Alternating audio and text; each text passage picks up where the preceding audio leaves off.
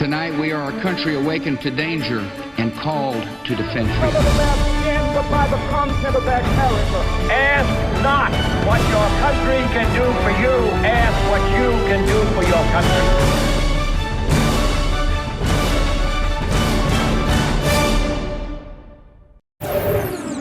And welcome back. Black Friday shoppers are already camping out around the country, especially at some Best Buy stores. Bargain hunters in Tampa here hope to save anywhere from $500 to $1,000 on big screen TVs and other electronics. Meanwhile, shoppers also began lining up on Monday at a Best Buy in Atlanta. One family told local news there that for the past 6 years, they've had their Thanksgiving turkey in the parking lot instead of at home. Well, Thanksgiving means different things to different people, obviously. And during an exclusive interview, Senator Lindsey Graham tells Newsmax TV that the newly reached Iranian nuke deal puts the Islamic Republic on the verge of having a nuclear weapon, and it does nothing to halt Iran's advancement in that same direction. Their nuclear capability is pretty much intact. They have 18,000 centrifuges. They have a very sophisticated enrichment program.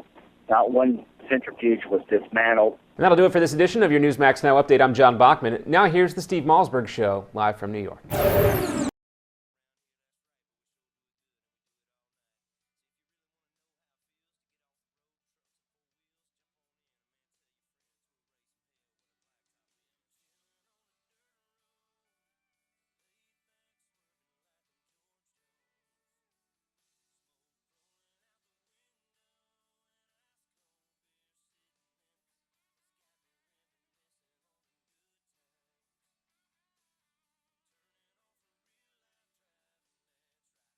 Tonight we are a country awakened to danger and called to defend freedom. By the content of their character. Ask not what your country can do for you. Ask what you can do for your country.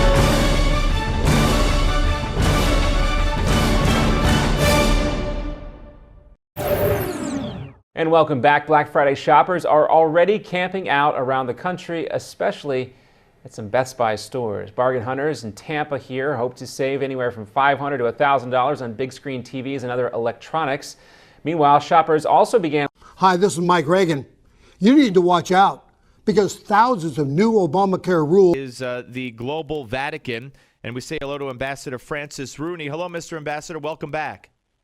Hi, Steve. Thank you for having me. Well, it's my pleasure. I'm sorry to have to call you, but, you know, in our conversation that you and I had, you talked about Obama and the Obama administration and what he has done. And here we go with maybe the straw that breaks the camel's back, if it hasn't been broken already.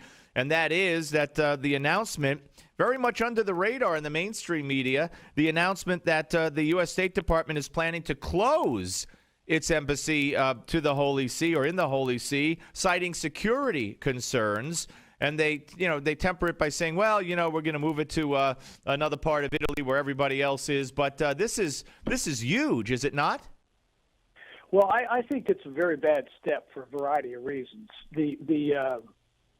Regardless of what you think about the building on the Aventine Hill, and security people can make arguments about anything. And that building does have some issues with its big picture windows. The fact is, co-location of the Vatican mission on the premises of Embassy Rome, mixing it in with Embassy Rome, would be a huge diminution of the role, of the perception of the role of the Holy See mission in Rome before the church and in the world. I think it's a really bad mistake. It's being called by some a slap in the face to Catholics. Do you agree with that? Well, no, I don't know that I would personalize it. I think that the thing is, a freestanding mission says a lot about the United States' emphasis and the value that it places on the Holy See mission. When the mission's co-located, it's inevitable that there's a reduction of stature, and that's not a good thing because the opportunity for the United States, for all the reasons we talked about before, to conduct a strong and vibrant diplomacy aligned with the Holy See is good for both parties and good for the world. And, most countries, it's not like the United States is the only one that has the two embassies, one to the country of Italy and another to the Holy See. So, do you see this as a trendsetter? Well, there have been a few other missions that have co-located, citing cost issues. But, come on, in the size of the government of the United States and the size of our diplomatic outreach of embassies all around the world, this is not a money issue. Well, what do you believe it is then? I mean, you talk about that there can be security issues and security concerns that would be legitimate, but I'm sure it could be addressed, and it's not a money issue, so financially it's not that big a deal. So what do you think? I mean, do you think in the context of who Barack Obama has been and what he has done, do you believe that there's a message here or an underlying reason that we have to dig a little bit to get to? I don't know. We've talked a lot about the secularism business and some of the things that are going on in the administration, which make its relationship attenuated to the Holy See and a much more secular operation than certainly George Bush's. But I don't know that I could say that we've seen that motive here. I think part of what we've seen here is that the Embassy Rome, when in President Bush's first term, bought some more property adjacent to it, and I think there's been a concerted effort on the part of the State Department to fill it up, which I can understand. But I don't want to see them fill it up at the expense of the independence and the perceived importance to the United States of its mission to the Holy See. Okay, that's a terrible. So we're talking to Ambassador Francis Rooney, former U.S. Ambassador to the Holy See, here on the Steve Malzberg Show, and his book just out just a few weeks ago is The Global Vatican, which talks about the significance and talks about how this was something that just came about in the 70s. It took so long, or I think it was the 70s, and we talked about why it had taken so long, etc. So besides the physical move, and I know what you said, you hope it doesn't signify, but what does it mean, if not symbolically, then in real terms? I mean, what are the risks here, in your view, by making this move? Well, I think the risks are that the Holy See mission become perceived as a stepchild and have less resources over time and be more dependent on Embassy Rome for its resources than it's heretofore been. You know how bureaucracies work. If you don't have a place and you don't have an independent source of resources, then you become subsumed into wherever place you have to get your resources from. Yeah. Well, go ahead. Well, I think that's the big risk. If they don't like the building, and the building could be hardened up, but if they don't like the building, there's a lot of other places where they could go find a different physical facility, and that would be easier to harden up than to keep Villa Dimensiana there in the Aventine Hill. It's not about that building. It's about having an independent presence. Right. Now, the current U.S. Ambassador, Ken Hackett, is quoted in a piece at National Review Online, or I believe it's a National Review Online, I could be wrong, but saying the relationship between the Vatican and the U.S. government hasn't been better than it is right now in quite a while. Do you believe that? Well, I wouldn't want to disagree with the sitting ambassador, and maybe he has an opinion about the way he sees it. But certainly there have been a lot of things that have happened in the last 6 years that have moved the church and the Holy See apart, or moved the Holy See and the church apart from the positions taken by the Obama administration. And it's no secret that they have been less than enthusiastic about embracing the Holy See as a diplomatic partner. Now, are you encouraged by the fact that the U.S. Supreme Court today agreed to hear the case brought by Hobby Lobby and others with regard to Obamacare and contraception? I am, and I'm thankful to the Green family, who's from Oklahoma, by the way, and for bringing that case, as I am thankful to Notre Dame and many other American Catholic colleges for trying to continue to chip away at this attack on the First Amendment. And when you talk about over the last few years and what the Obama administration has done to maybe put a little crimp in the relationship between the Vatican and the United States, that has to be one of the things you're referring to. I remember from our last chat. What else are you referring to? Well, you had the Hosanna versus Tabor case, which fortunately was decided in favor of religion, about what religious institutions can do with their employees. Now you've got the deal we're talking about now with the health mandate running into the religious beliefs of religious institutions in the First Amendment. I don't know what will be next. There were rumors that the president was going to close the Holy See mission. At least he didn't do that. And hopefully someone will be able to convince the State Department that it's not worth the loss in prestige and independence and ability to function diplomatically as it is it costs them money to co-locate our embassy there. Yeah. All right. Mr. Ambassador, a pleasure to talk to you, sir. Thank you very much. Have a wonderful Thanksgiving. Thank you, Steve. Same to you. Thank you. That's Ambassador Francis Rooney, former U.S. Ambassador to the Holy See, author of The Global Vatican, here on the Steve Malzberg Show. We're going to be joined by our friend Bill Donahue, the president of the Catholic League, live in studio in the next segment. And Bill's not only going to weigh in on this, but he's going to weigh in on Dan Savage, who we touched on briefly yesterday. We're going to let you hear what he had to say on Bill Maher's show. And Bill Donahue has had it up to here. And if you're listening on radio, I got my finger, my hand up to above my nose, actually. Not even to my throat, but above my nose, which means I would be drowning, I guess. So he'll talk about that. And the Pope has made some comments regarding capitalism, which Bill Donahue will weigh in on as well. Then Alan Dershowitz. All right, we're coming back. It's the Steve Malzberg Show. We're just getting started right here on Newsmax TV and radio. The Steve Malzberg Show. Hi, this is Mike Reagan. You need to watch out because thousands of new Obamacare rules are currently being implemented, and few know what the law says or does. Listen to what Senator Max Baucus, one of the authors of the Obamacare law, recently said. I just see a huge train wreck coming down, and I don't see any results yet. I just see a huge train wreck. He's right. So protect yourself from this train wreck. Get the #1 bestseller, The Obamacare Survival Guide. Newsmax says it's the best guide to the new law. Join more than 500,000 Americans who have their copy. Get the Obamacare Survival Guide at bookstores everywhere, or get our special $4.95 offer and save $15 off the cover price by going now to Obamacare911.com. That's Obamacare911.com. That's Obamacare911.com. 150 million people suffer from headaches. All you want is for the pounding in your head to stop. Migralex stops the pounding. Migralex was developed by a neurologist and founder of the New York Headache Center. I'm neurologist Dr. Alex. Hi, this is Mike Reagan.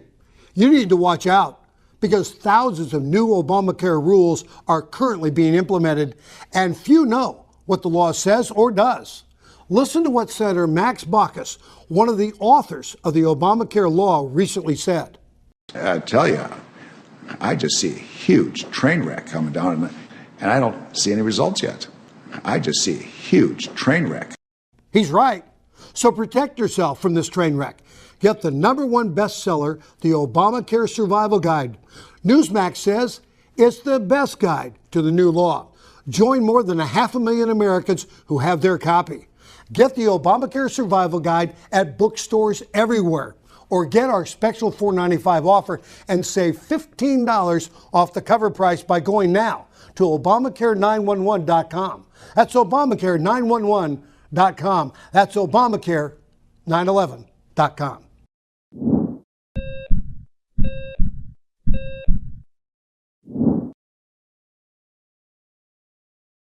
Heart disease is the biggest killer disease in America, and this doesn't surprise me. We are addicted to starches, sugars, fatty meats, and salt. People who live in countries with little heart disease eat very differently. One way some people stay heart healthy is by following what is known as the caveman or Stonehenge diet, so named because of its similarity to the way our prehistoric ancestors ate. People who follow this type of diet live off local fruits and root vegetables and get their protein mostly from fish and wild game they shoot themselves. Now, since most of us don't hunt or fish for all our protein, here are some simple tips on how you can start to eat like a caveman, modern day style. First, fill up on fruits and vegetables. Eat them first and you'll be less hungry. Feast on fish, which is rich in nutrients but not in calories.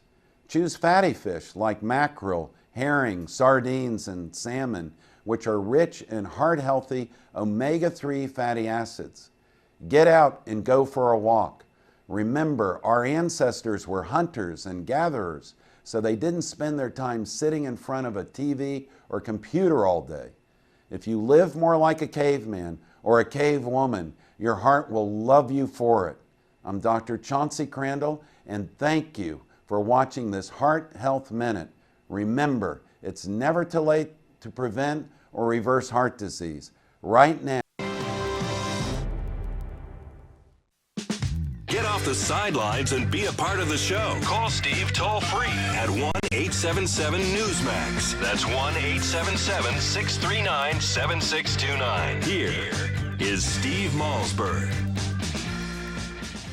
All right, ladies and gentlemen, welcome back. We're joined right now by a man who needs no introduction, but nevertheless will get one. And that is our friend Bill Donahue, president of the Catholic League. Good to see you. How you doing, Steve? I love when you come on. You're right down the street. You come in person, and we get to schmooze in person. All right, we just had Ambassador Francis Rooney on, and he gave his views on this really, to me, shocking story of closing the embassy at the Holy See and moving it onto Embassy Row. What's your take on that? Well, I would agree with everything that Ambassador Rooney said, except that he's too kind.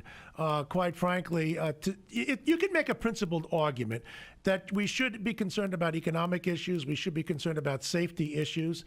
But this is not the administration that's going to have any credibility with me when they make those arguments. Since when did they discover austerity? This is the most fiscally reckless administration in American history.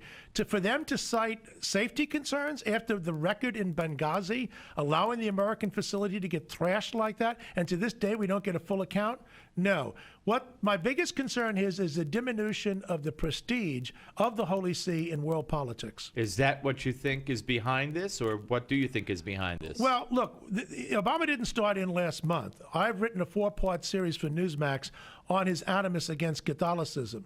And I can go through it if you want, but the people can just read about it. Right. There's no question. At best, you'd have to say this is not a religion-friendly administration. What he just did to Jews with this Iranian deal, I think also tells us something about that. He's an equal opportunity employer, so to speak. So, no, there's a pedigree here, and it's very disturbing. All right, let's move on. We have a couple of other issues here, and there's been some remarks made by the Pope, which are getting headlines, and he attacked what he called the tyranny of unfettered capitalism and the idolatry of money. Now, I think you'd agree, and you'll point out to me how conservative the Pope has been on social issues, and you could go through some of those to make some people out there mad. But when it comes to economic issues, he's far more to the left than to the right. Well, the Catholic Church in general takes a step to the left when it comes to socioeconomic issues and a step to the right on sociocultural issues. He made it very clear that we're not going to change our position on abortion. We are not going to change our position on the all-male priesthood. He said that in the apostolic exhortation. Now, on the notion of the economy, yes, all popes have been opposed to unbridled capitalism, but they also accept a market model. I do think there's an influence of the Latin American philosophy here, much more statist than certainly his predecessors in this area. So do you think that this is being overplayed by the media, as they have overplayed remarks he had made that they interpreted as being lenient towards female priests or towards gays or whatever? Do you believe that this is being made too much of? I do, and I have a piece which I'm working on now, which I will submit for Newsmax to be up tomorrow, that the Pope steps to the left and to the right. Unlike these people, I can be fair. I acknowledge that he has a left bent when it comes to economic issues and a more conservative bent on cultural issues. And what the left does, particularly the Catholic left here, they will cherry pick those statements which makes them put a smile on their face and ignore everything else. They're not going to talk about abortion or the fact that women are not going to become priests. He says it very, very clearly in this statement. We're talking to Bill Donahue here, the head of the Catholic League on the Steve Malzberg Show. Okay, I don't have HBO, and the main reason I don't have HBO is because of Bill Maher. I will not pay his salary. I don't even want to go to Mets games because he's part owner of the Mets. It's really gotten to that point. And how Major League Baseball let this in my view, pig in as a part owner is way beyond me. But he had Dan Savage on, a virulent bigot, in my opinion. And here's some of how the conversation went. They were talking about, well, you'll get the drift. Here's cut 12. Now, we think of Hawaii as a kind of a laid-back place, but their Catholic bishop there, I think his name is Bishop Silva, said something about how children who are in gay, adopted by gay parents, have a greater chance of committing suicide. That must be right? That's total bull. He's confusing children with gay parents with children who are raped by Catholic priests.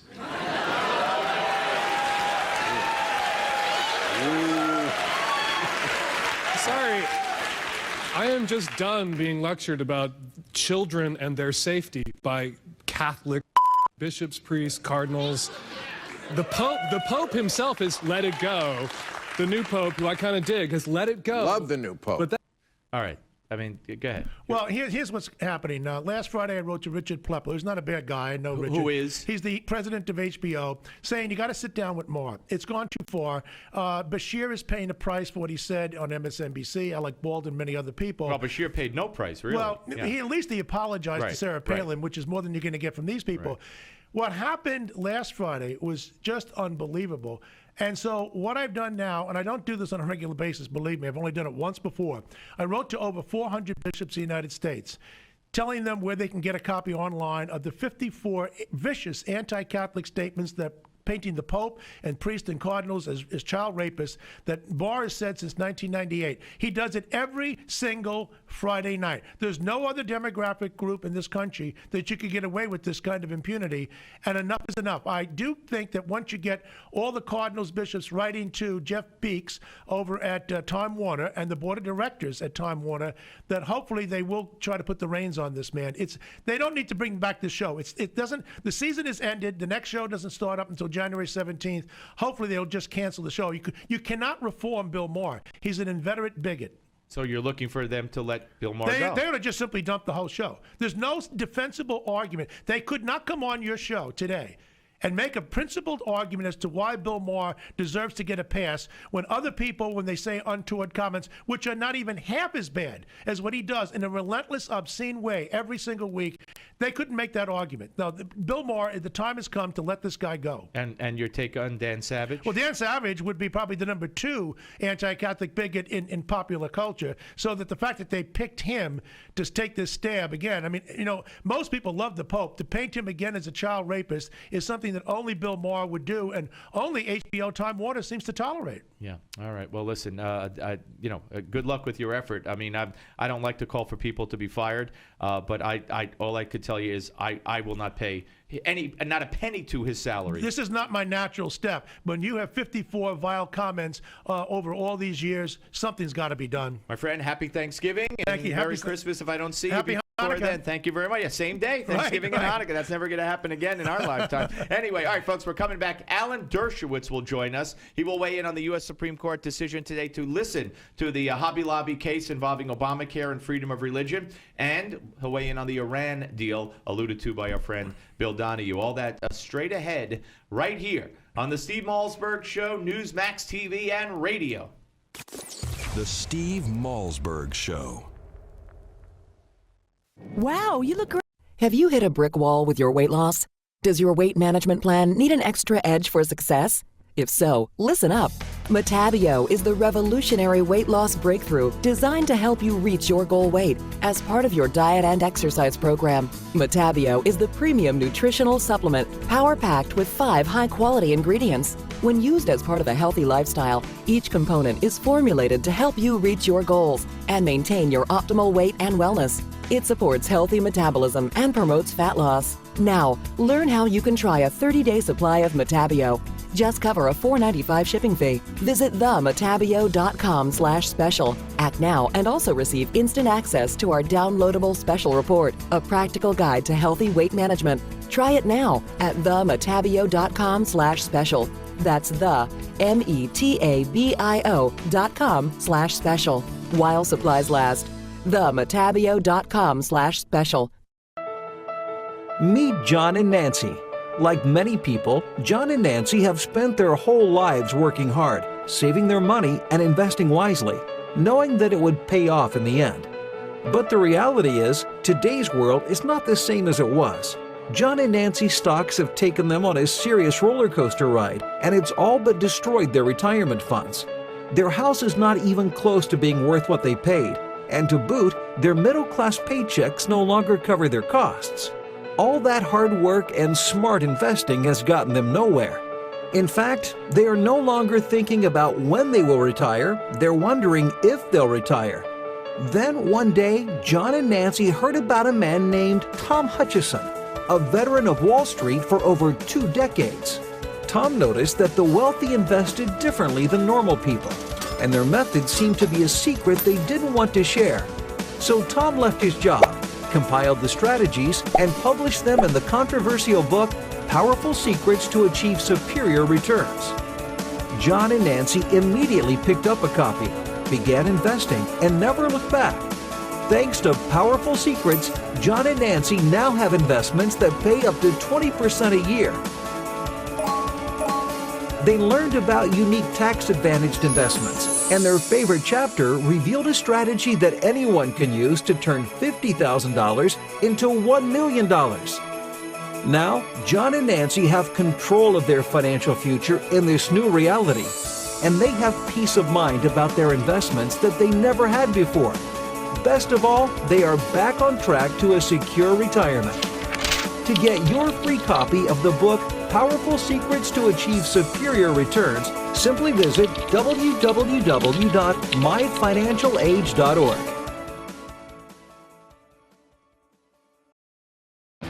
In 2013, half of your friends, family, and neighbors may lose their jobs, and you may be forced to watch helplessly as you are robbed of 90% of your life savings, all while your home's value is eradicated. Controversial economist Robert Wiedemer believes we will soon stare down a secret crisis that will rival the Great Depression. It was Wiedemer's 2005 book, America's Bubble Economy, that warned of coming meltdowns in our housing and stock markets. Washington did not heed his call, and folks on Main Street lost $50 trillion from the recession. His New York Times best-selling book, Aftershock, predicted our federal debt and dollar would be the next bubbles to burst. And now, Robert Wiedemer has released a startling video with shocking evidence the powers that be have tried to ban. But that hasn't stopped 50 million people from getting the truth. Join us at aftbook.com. That's aftbook.com.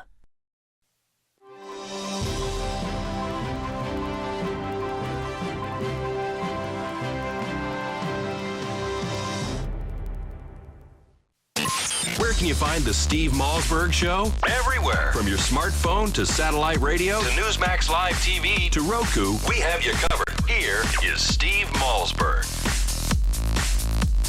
What was concluded in Geneva last night is not a historic agreement. It's a historic mistake. This agreement has made the world a much more dangerous place. I know that many share the concern of Israel, especially in the region, and there's a reason for this. For years, the international community has demanded that Iran cease all uranium enrichment. Now, for the first time, the international community has formally consented that Iran continue its enrichment of uranium. And this is in direct contravention of UN Security Council resolutions. All right, folks, there you have it. Benjamin Netanyahu speaking after the deal was signed on Saturday night. Joining us now to talk about that and much, much more is the author of his brand new one, Taking the Stand, My Life in the Law. Alan Dershowitz joins us. Hello, sir. Hey, how are you? I am fine. Good to talk to you again. Likewise. Thanks. How's the book doing? It's doing great. Writing an autobiography is hard. I have a long career, 50 years of law practice, representing over 250 clients, 37 people charged with murder. I've represented presidents and prime ministers, and the stories are just fascinating. They are. Listen, let's make a deal. After the holidays in January, you come up here when you're in the city, and we'll spend at least a half hour together, and we'll talk about it, okay? I'm happy to do that. All right. I'll talk to Chad as soon as I get off the air. We'll set that up with your office. Now, let's start with the deal. You gave an interview to Newsmax over the weekend once this deal was done, calling it a cataclysmic era of gigantic proportions. Couldn't you be any more definitive? Well, I'm not all that definitive because there is a 10% chance that it could work. I mean, I do think that you have to give credit to those who made the deal for effort. They honestly believe that diplomacy will likely bring about an end to Iran's nuclear program. And there's a 10% possibility they're right. I think there's a 30 or 40% possibility that they're wrong. And I think the risk-benefit ratio strongly favored not accepting this deal, keeping the sanctions on, keeping the pressure on, and making the Iranians actually start dismantling their nuclear weapons program before we gave them any concessions. So I disagree with the deal, but I'm not prepared to say that it was motivated by anti-Israel feelings or anything of that kind. Well, what's the other 50%? If you're saying 10% and 20 to 30 or 40%, where's the other 50% go? Absolute uncertainty. Nobody knows. Nobody knows at this point whether or not this new guy, Rouhani, is actually more than a smiling face. I don't believe that. But it's possible that there are internal arguments going on within the Iranian government, and maybe they are moving in a different direction. We just don't know. The only thing that's certain is that we're uncertain. We're making this gamble in the face of considerable risks. And the real question is, do the risks, the positive outcome of the risks, outweigh the negatives? And I think for Israel, clearly the risks are too great. I think for the United States, they're too great. And by the way, this is not a dispute between Israel and the United States.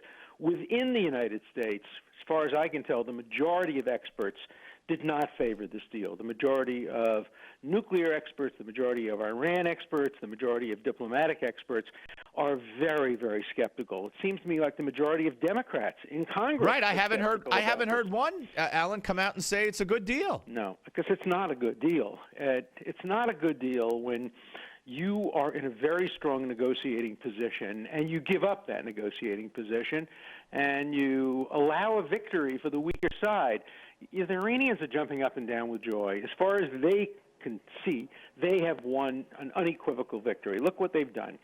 They've gotten a relief from the sanctions. They're going to now start getting business from China.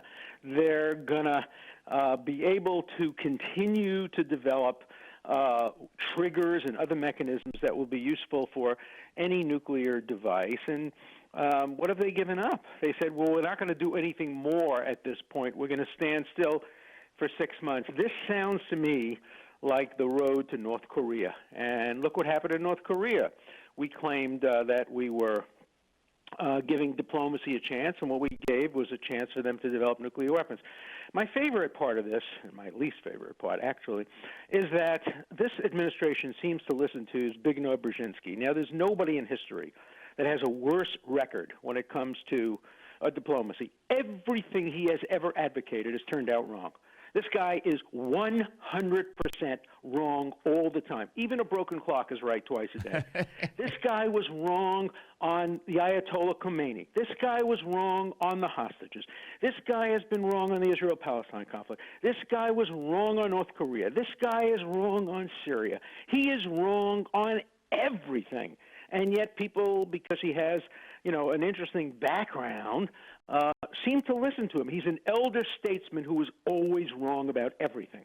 All right, Alan, now, let me just play devil's advocate here, and at the same time, it's what I actually believe. I mean, I don't see the 10%, because here you have a regime that that is holding 3 Americans.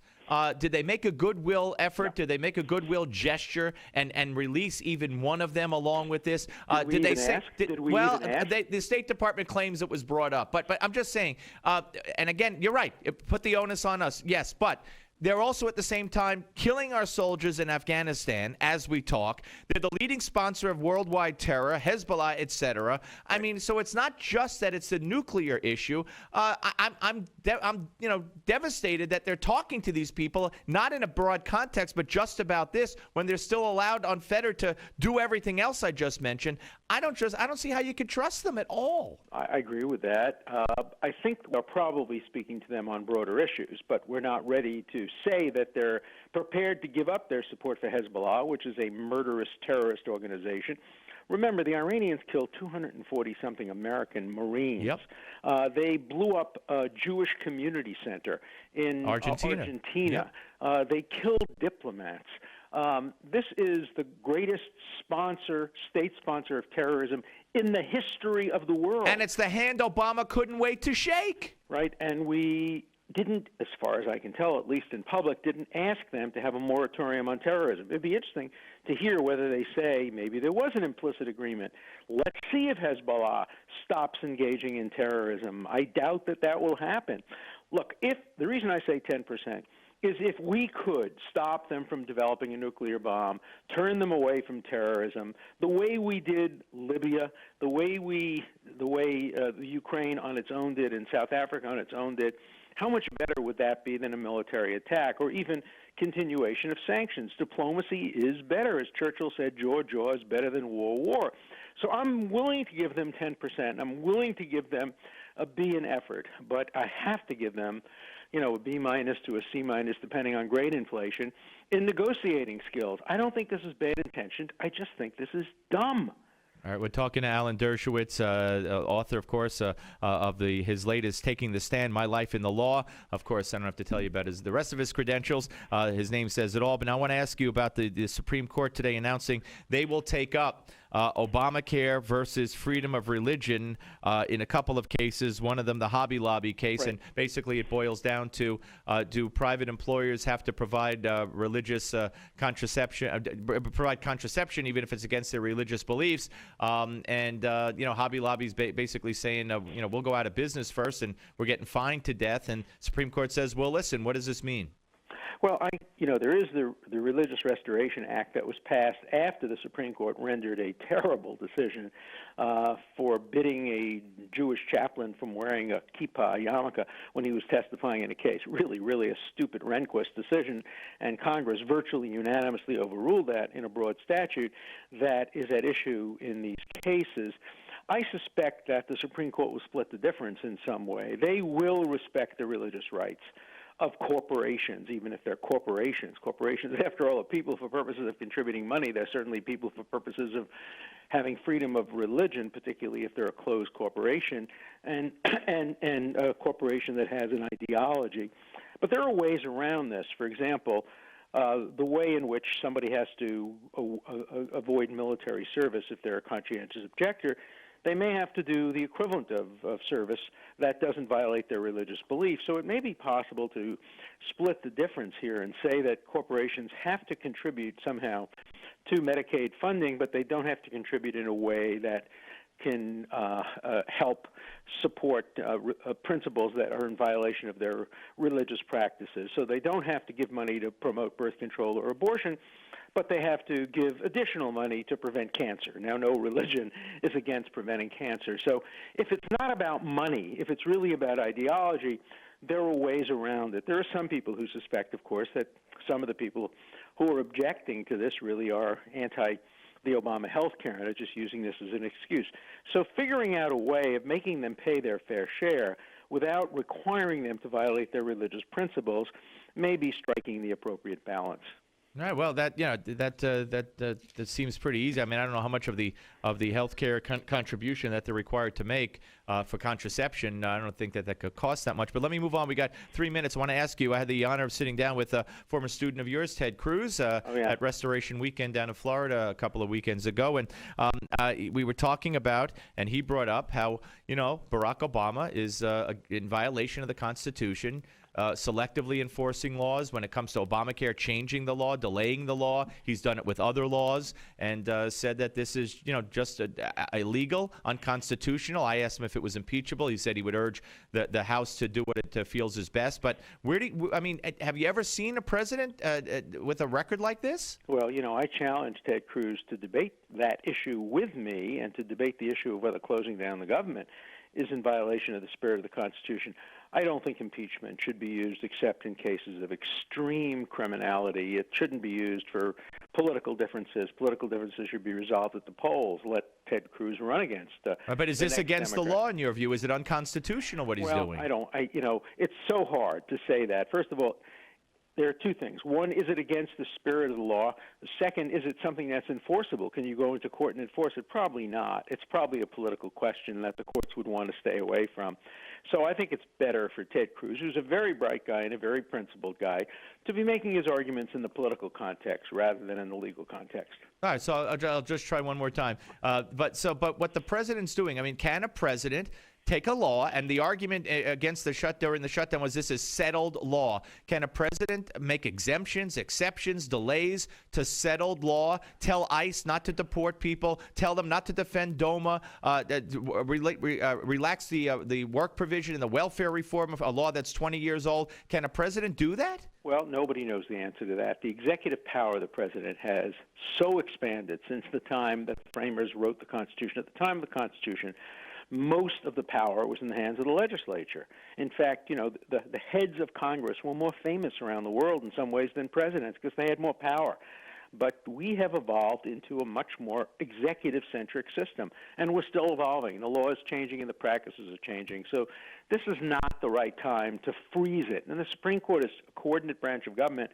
They're not going to decide, essentially, that the president has exercised too much power or Congress too little power. I think this is going to play itself out in the political process, not in the legal arena. All right, listen, Alan, happy Thanksgiving, happy Hanukkah, you too. happy New Year, Yeah. and we will speak in January. You will be up here sitting in studio with me, and I look forward to it. That would be great. I'd look forward to it. Thank you. Take care. Happy That's Alan holidays. Dershowitz, Taking the Stand, My Life in the Law, here on the Steve Malzberg Show. When we come back, Time Magazine photographer Robert Nicholsberg has a great new book, Afghanistan, A Distant War. Great pictures. Steve Malzberg Show coming up, Newsmax TV and radio. The Steve Malzberg Show. Do you have trouble remembering things you've known for years? Do you want to maintain your mental edge, support your memory, focus, and attention? After extensive research, Dr. Russell Blaylock discovered 4 essential nutrients that help sustain optimal brain function. Dr. Russell Blaylock then personally formulated Crescio, the dietary supplement containing these 4 brain boosters that promote brain cognitive health, improve learning and retention. Crescio supports brain circulation and provides antioxidant protection. And now you can receive a 30-day supply of Crescio. All you pay is a $4.95 shipping fee. Visit Crescio.com/special. Act now and you'll also be given instant access to our downloadable special report, Nature's Brain Boosters, Essential Nutrients for Peak Mental Performance. Give your brain the healthy support it needs. Learn how you can receive your 30-day supply at Crescio.com/special. That's CRESCEO.com/special. Crescio.com/special. Newsmax Magazine is proud to present a special tribute to our 40th president, Ronald Reagan. It's a very special documentary and commemorative issue of Newsmax Magazine celebrating the centennial of President Reagan's birth. First, here's a video clip from the award-winning documentary, Rendezvous with Destiny. We're in the midst of a springtime of hope for America. You ain't seen nothing yet. Impulses of an evil empire. Tear down this wall. I believe that together we can keep this rendezvous with destiny. In the next several minutes, you will learn things about President Ronald Reagan that you've never seen, heard, or read before. Welcome to today's special Newsmax event celebrating the life and legacy of President Reagan. During this historic presentation, we will commemorate President Reagan's storied life. We'll revisit his 2 terms in office and recollect his proudest achievements and greatest challenges. Ronald Reagan's life reads like a fairy tale of success stories. He was an accomplished athlete, an honored veteran, a famous actor, the governor of California, and of course, our nation's 40th president. He called himself a citizen politician and only entered politics when he warned government was gaining too much power. By then he was age 54. With a successful career behind him. Twice elected President of the United States, Ronald Wilson Reagan was a contradiction to some. Once a Democrat, then a Republican. A champion of smaller government whose own government grew.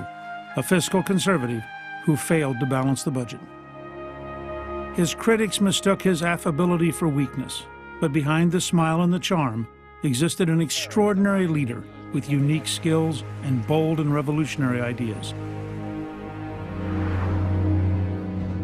we only had time to share just a few of the top defining moments in Ronald Reagan's presidency, but you'll get to see them all in Rendezvous with Destiny. By the way, the president's close relationship with the Pope is especially fascinating. You'll also learn how dealing with an alcoholic father helped shape Reagan's ability to negotiate. And if you ever wondered what the leader of the free world likes to get for the holidays, well, you'll find that out as well. So let's review today. In this free offer, we are sending you a copy of Ronald Reagan, Rendezvous with Destiny, and the collector's limited edition of our issue commemorating the 100th anniversary of President Reagan's birth. Right now, when you subscribe to Newsmax Magazine, you can own both the DVD and receive the special Reagan 100th Birthday Commemorative Edition.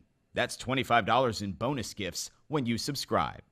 Go to newsmax.com/Reagan13 to subscribe today. Join the millions who read Newsmax Magazine every month.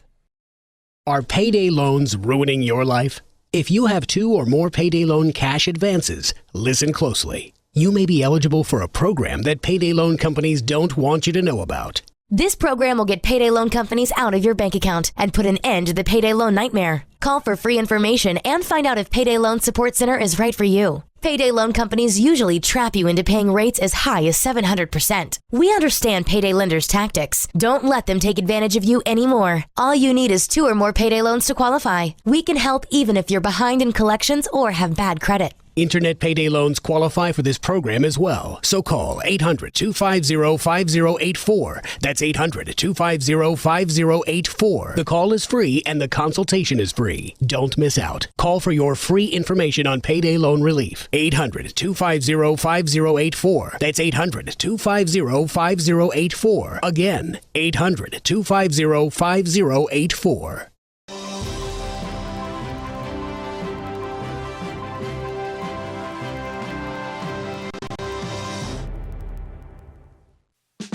Get off the sidelines and be a part of the show. Call Steve toll free at 1-877-Newsmax. That's 1-877-639-7629. Here is Steve Malzberg.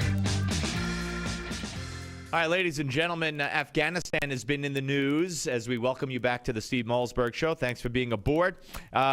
Are we staying in Afghanistan? Is Karzai going to let us stay? Why do we want to stay? But there's also a brand new book, and it's called Afghanistan, A Distant War. And it is just an unbelievable history with fantastic photos, as you might expect, when it's put together by Robert Nicholsberg, Time magazine photographer. And Robert, welcome. Thank you. Nice to be here, Steve. Well, thank you. We have a picture of the book, the cover of the book on the screen for those watching at Newsmax TV, and we're going to put up pictures as we go along throughout the conversation.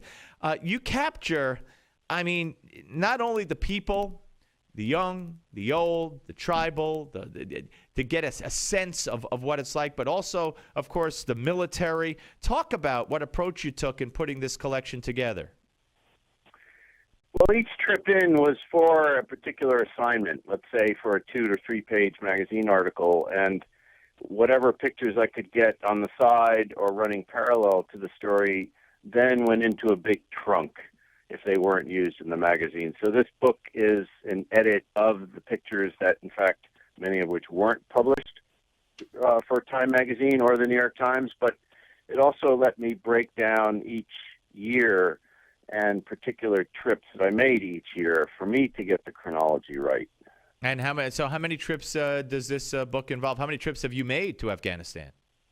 It's undetermined, actually. I would have to look at all the old passports. But a lot of frequent flyer miles then, I guess. Indeed, but they didn't have the frequent flyer plan, unfortunately. I'm not surprised. I'm not right, surprised. Indeed. When I lived in India for 12 years, it's only a 2-hour flight from New Delhi, so we could go quite frequently, and whenever the airport was open. So I made close to between 40 and 50 trips. I'm looking at one picture. If we could put that last one you showed up with the kids, the children, I'd say they range in age from maybe 17 to 8, and there's about 5 or 6 of them in the picture. And what strikes me is none of them are smiling. You know, they're posed, they're looking at you, but not one of them has a smile on their face. Should I be reading anything into that? Well, you know, actually, as photographers, as journalists, and to document a particular scene or a family or a group of people, you don't really want them smiling. Right. I mean, you want their character and personality to come in. Well, that's what I meant. I didn't think that you said to them smile or cheese, but you know, you also probably didn't say to them, you know, now just stare at me and don't make any facial expressions, because to a person they look troubled. Well, there's a good chance that they are internally displaced refugees, for instance, and they've been through a lot, particularly carpet bombing and being pushed out by the Soviet army or the Afghan army coming through. Remember, when I got there in 1988, 1 million Afghans had already been killed. Right. So that particular picture is soon after my first trip, and that legacy certainly shows in their faces and in their family daily living. What about the old gentleman with the machine gun or the AK-47 or whatever it is? You mean standing in front of the group of... Yes. Well, the elderly man, yeah. Right. That would come under a victory stare, really. That's the first Friday prayer in Kabul after the Afghan Mujahideen took control of the city. And we should point out that, as you said, this is not just America's involvement from 2001 on. This goes back quite some time prior to that. So you give us a whole history of Afghanistan in the book. Again, Afghanistan, a distant war, just picture after picture after picture. But let me ask you this: what about our plans to stay there in a minimal capacity, so to speak? And now Karzai balking at that. What's your take on that? I think it's necessary that we do keep a presence there, and the antics that the president is employing right now are just that. It's his fickleness and unpredictability. He does have a game plan, whether or not he's upping the ante, asking for more money. There's always that possibility. But as far, I was there in January of 1989 at the U.S. Embassy. Very cold, snowy, dreary day when they lowered the American flag and closed the embassy. And I thought that was the most absurd thing they could be doing at that point in time. When the Soviet army has retreated, we close our embassy. Yeah. That was just foolishness. And I'm sorry, I was going to... Look what happened thereafter. So I certainly hope we don't go down to the zero-sum game, but we do need to stay there for training and to be, if it's that classification as a traffic cop, well, so be it. We need to keep participating there. This is an impossible question in 40 seconds, but I'm a close friend of Sonia Cole, who made that wonderful movie. What's the future of women as you see it there? I think it's going to improve. It's just slower than we have really patience for, but that's the Afghan way, is not to succumb to Western pressure. They will make significant changes. All right. Listen, a fascinating book. Robert Nicholsberg, good luck and happy Thanksgiving. Thank you, Steve. Same to you. Thank you. Take care. My pleasure. Afghanistan, a distant war, and just a great pictorial of the history of Afghanistan. As I mentioned, predating our post 9/11 involvement, and you should really take a look at that if you so desire. Daniel Pipes, Malcolm Hoenlein, and Mary Matlin will join us in the next hour. Steve Malzberg Show, Newsmax TV and radio. Don't go away. The Steve Malzberg Show. Don't complain about your cable bill going up and up and up. Do something about it. Grab a pencil and jot down this special number, 1-855-625-MY-TV. The more cable TV rates go up, the better digital satellite TV looks. So cancel the cable and get more of your favorite channels in 100% digital quality for less money. Call 1-855-625-MY-TV. Right now to sign up for packages starting as low as $19.99, and there's no equipment to buy. You get free HD TV upgrade, a free DVR upgrade, and free professional installation. You control what you watch when you watch it. Record your favorite shows. Pause and rewind live TV. Even skip the commercials. Watch local channels too. At just $19.99, what are you waiting for? Pull out your major credit or debit card. Call 1-855-625-MY-TV. 1-855-625-MY-TV.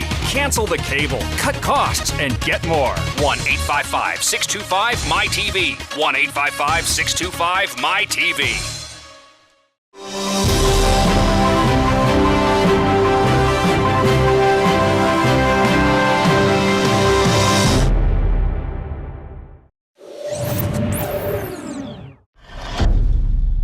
Hello and welcome to your Newsmax Now update. I'm John Bachman. With his approval numbers in the dumps, President Obama continues to hear it from hecklers on almost every issue.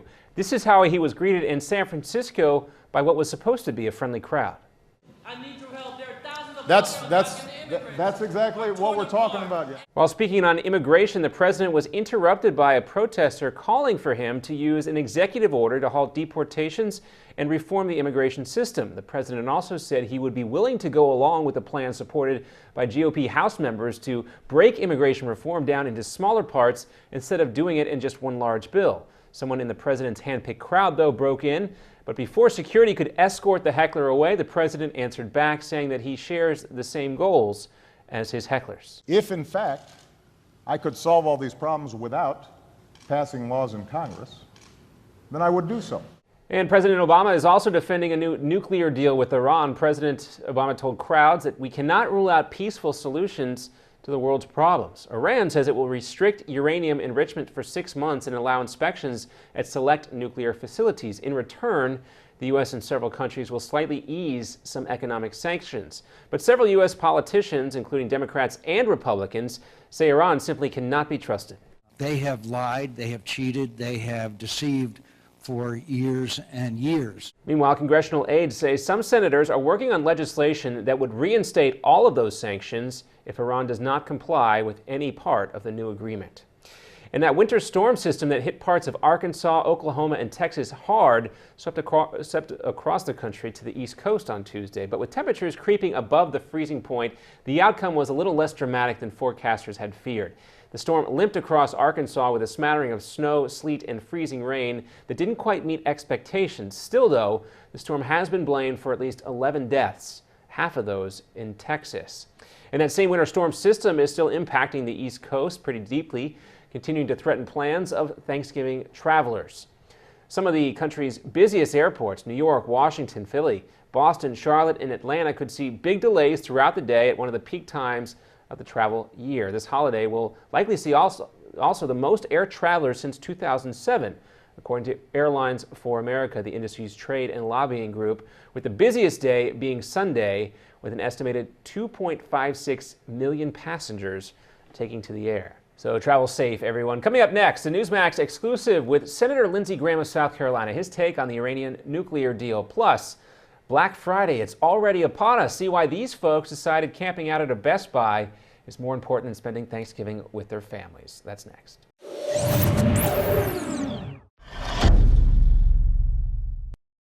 Attention, anyone with diabetes or pre-diabetes. Call toll-free 855-500-DIABETES to learn about a special program that has been created just for you. In this solution kit, we reveal the one weird spice that's probably in your kitchen right now and how it normalizes blood sugar levels. People who have followed this plan exactly as found in this risk-free kit have not only normalized their blood sugar, but have stopped taking their diabetes medications with their doctor's astounded approval. Now you can take this natural, safe, and drug-free approach to reversing your diabetes. Call toll-free 855-500-DIABETES and get information about 3 specific actions to take right now today that normalize your blood sugar and get it under control in 4 weeks or less. Call toll-free 855-500-DIABETES. Is it possible to reverse diabetes? Call toll-free 855-500-DIABETES and find out now, while this revolutionary information is still available risk-free. That's toll-free 855-500-DIABETES. 855-500-DIABETES. Meet Jim. Like many of us, Jim enjoys a busy life. Between work, family, and friends, his days zip along. And Jim has the energy to tackle almost anything. But lately, Jim's get up and go has literally taken on a new meaning. Jim's always put focus on a full night's sleep, but it seems like these days, he's up and down to go to the bathroom so many times he can barely wake up in the morning. His prostate concerns have him sad, tired, and worried. Activities that were once enjoyable now seem like a chore for Jim. His golf game is at the mercy of his bathroom schedule. Family outings are planned around it too. Jim even has difficulty going to the bathroom. He's tried so many prostate remedies he can't keep them straight, and nothing ever seems to help. Then Jim found out about Prostate Revive, the all-natural dietary supplement specifically formulated for men, targeted towards improving and sustaining normal prostate function. Prostate Revive includes 15 super ingredients never combined before, including saw palmetto extract, beta-cytosterol, pomegranate fruit extract, selenium, and other high-quality nutrients. These targeted and all-natural ingredients promote healthy urinary flow and optimal prostate health. And the best part is, Prostate Revive was developed by a renowned medical doctor. Dr. David Brownstein personally formulated Prostate Revive with one goal in mind: to promote a healthy prostate gland. Thanks to Prostate Revive, Jim's got his life back. He gets a full night's sleep every night, and his friends and his wife can't believe he's the same guy. He has his old energy back, and no one has to wait for him. He doesn't even think about his prostate concerns anymore. Visit MedicSelect.com to take back your nights and improve your quality of life with Prostate Revive. And welcome back. Black Friday shoppers are already camping out around the country, especially at some Best Buy stores. Bargain hunters in Tampa here hope to save anywhere from $500 to $1,000 on big screen TVs and other electronics. Meanwhile, shoppers also began lining up on Monday at a Best Buy in Atlanta. One family told local news there that for the past 6 years, they've had their Thanksgiving turkey in the parking lot instead of at home. Well, Thanksgiving means different things to different people, obviously. And during an exclusive interview, Senator Lindsey Graham tells Newsmax TV that the newly reached Iranian nuke deal puts the Islamic Republic on the verge of having a nuclear weapon, and it does nothing to halt Iran's advancement in that same direction. Their nuclear capability is pretty much intact. They have 18,000 centrifuges. They have a very sophisticated enrichment program. Not one centrifuge was dismantled. And that'll do it for this edition of your Newsmax Now Update. I'm John Bachman. Now here's the Steve Malzberg Show, live from New York.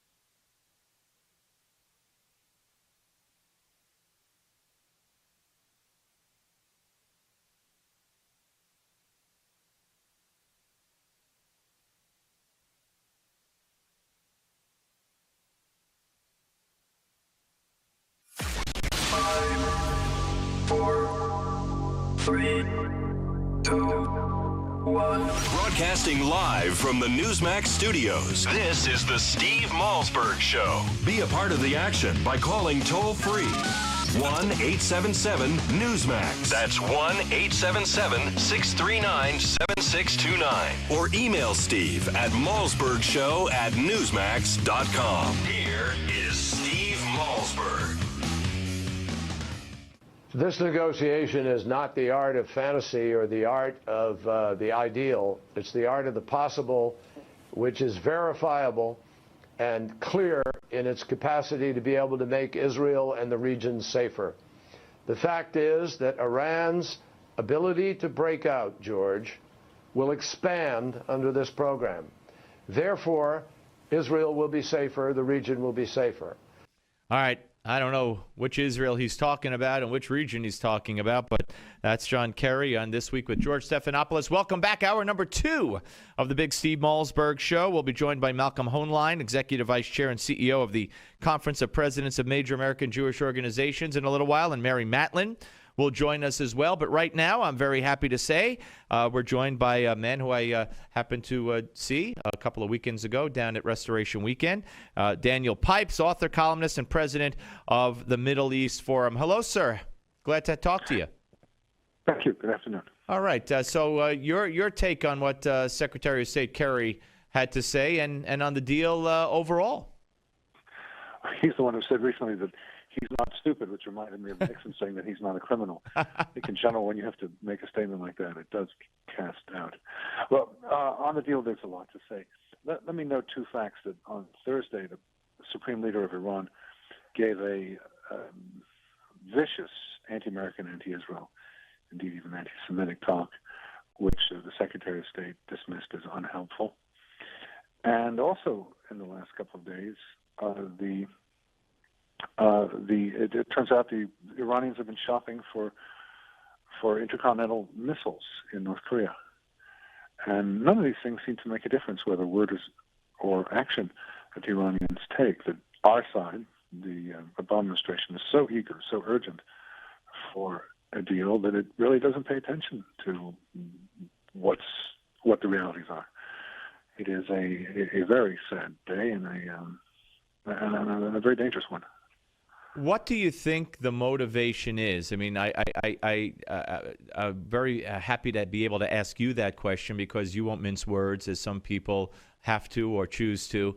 I mean, here's a man, if we look at what he's done so far, he's fundamentally changed America, but he's fundamentally changed our foreign policy in the Middle East. Basically, you know, in whether it's in relationship with the Israelis and the Saudis and what he did in Libya and we're fighting alongside Al-Qaeda in Syria and his support for the Muslim Brotherhood. It's mind-boggling. So when you look at everything in context, you know, would he even mind if he did know that they were shopping for intercontinental ballistic missiles and that the Ayatollah said what he said? I mean, I'm sure he knows. Another way of putting your question is this intentional or is this a... Yeah.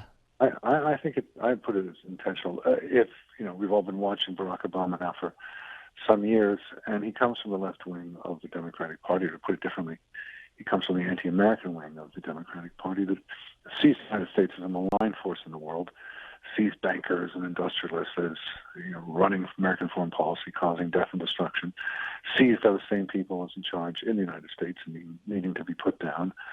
And whether it be Obamacare or Geneva Pact, that's what he's doing. He faces a conundrum, really, at base, because on the one hand, he doesn't like the United States as it has been. On the other hand, he wants to be seen as a great American president. And those are somewhat contradictory positions. But when push comes to shove, I think he's ready to sacrifice his reputation in order to bring down the United States, whether it be internationally or domestically. Now, as far as this deal goes, you know, right away, right off the bat, the foreign minister of Iran went on the Sunday shows and said, yes, we have the right to enrich uranium. It says so in 2 places in the deal. And John Kerry said, no, they have no right to enrich uranium. Now, many have said that this is the language was purposely ambiguous so that both can claim as they have claimed. But this is a key component. And to have this kind of disagreement on less than 24 hours after the deal was signed, I think speaks to where everybody's intentions are. Right. It was an agreement crafted with ambiguous wording to reach an agreement, which goes back to my earlier statement that the administration is so urgent to reach an agreement that it will cut corners like this. And the details are secondary to the gleeful announcement that an agreement has been reached. But no, these things are not judged by their immediate aftermath. It's not what happens this week or next. It is the long-term implications. And I think it'll be quite clear in the long term that this was a very deeply mistaken agreement that permits the Iranians to do all sorts of things we should not agree to. We're talking to Daniel Pipes, founder and director of the Middle East Forum here on the Steve Malzberg Show. So what does this mean? And I'm not going to ask the question the way the media does because, you know, it's beyond Israel. They try to make Israel the bad guy here. Israel objects. Israel's angry. Israel's threatening military action. But, of course, it's Israel and Saudi Arabia who are equally as ticked off, and other countries as well. What do you think the chances are of any kind of Israeli action before the 6-month period of this agreement? And does this really tie Israel's hands, significantly? The Israeli statements since Sunday have been very clear that their hands are tied. They retain freedom of action. This is not an agreement that they're party to. I am inclined to think that they are not feeling that their hands are tied. Put it differently, the U.S.-Israel bond is a very deep one. The president is a key player in it, but he's not the only player. And the Israelis have a lot of support in this country as expressed by Congress. And the fact that Congress is substantially, a majority of Congress, indeed, with support from both parties, is sympathetic to the Israelis, I think has great importance here. If Congress was with the president overwhelmingly, the Israelis would be isolated, but they're not. They have a leg to stand on in this country. Maybe not the administration, but public opinion as expressed by Congress. Are you surprised that apparently nothing was done about the 3 Americans being held? Nothing was talked about with regard to Iran being the biggest supporter of terrorism on the planet? No, I mentioned to you about the speech and the North Korean shopping spree. No, none of these things would be allowed to get in the way. Can't say I'm surprised. They're urgent. I've compared Secretary of State Kerry to a puppy dog that's just eager to get its bone and not interested in other things. I like that. I like that. Anyway, Daniel Pipes, really a pleasure to speak to you, sir. We'll speak to you again soon, I hope. Thank you. Thank you. Take care. Daniel Pipes, ladies and gentlemen, founder and director of the Middle East Forum, author, columnist, and a man who just is not afraid to tell the unvarnished truth as it is, as he sees it, not only on this issue, but on radical Islam. And we're blessed on this show, and I'm blessed personally to know people in that vein, the people who are not afraid to speak out, the Andy McCarthy's of the world, the Deborah Burlingames of the world, the Pam Gellers of the world, the Daniel Pipes of the world, and there are others now that I'm going to leave out here, and Andrew Bostom, and just right on down the line. Stephen Emerson, of course. I know I'm going to leave somebody out. That's why I always hate going down that road.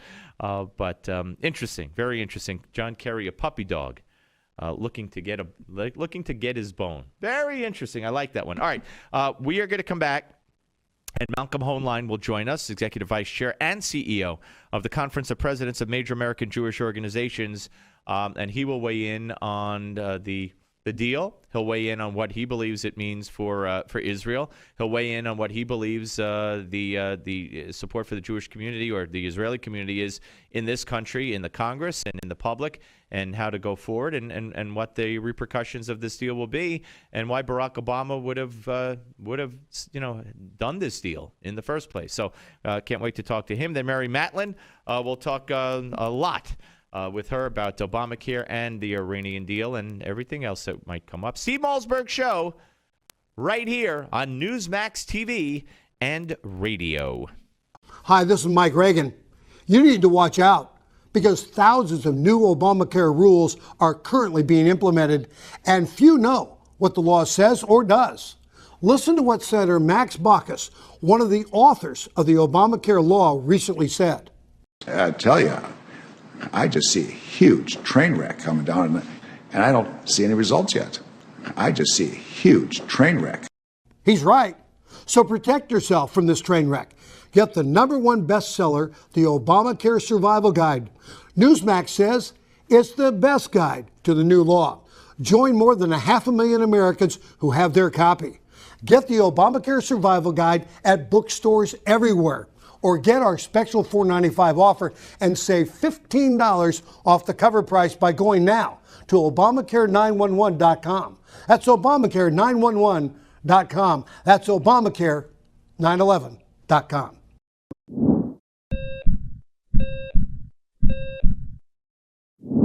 Judging from everything you hear, you think all cholesterol is bad, but that's not really true. You need a certain amount of cholesterol to maintain good health.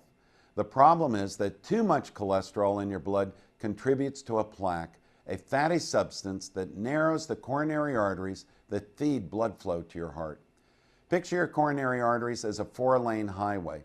If one lane becomes blocked, traffic still flows well. 2 lanes, no major problem.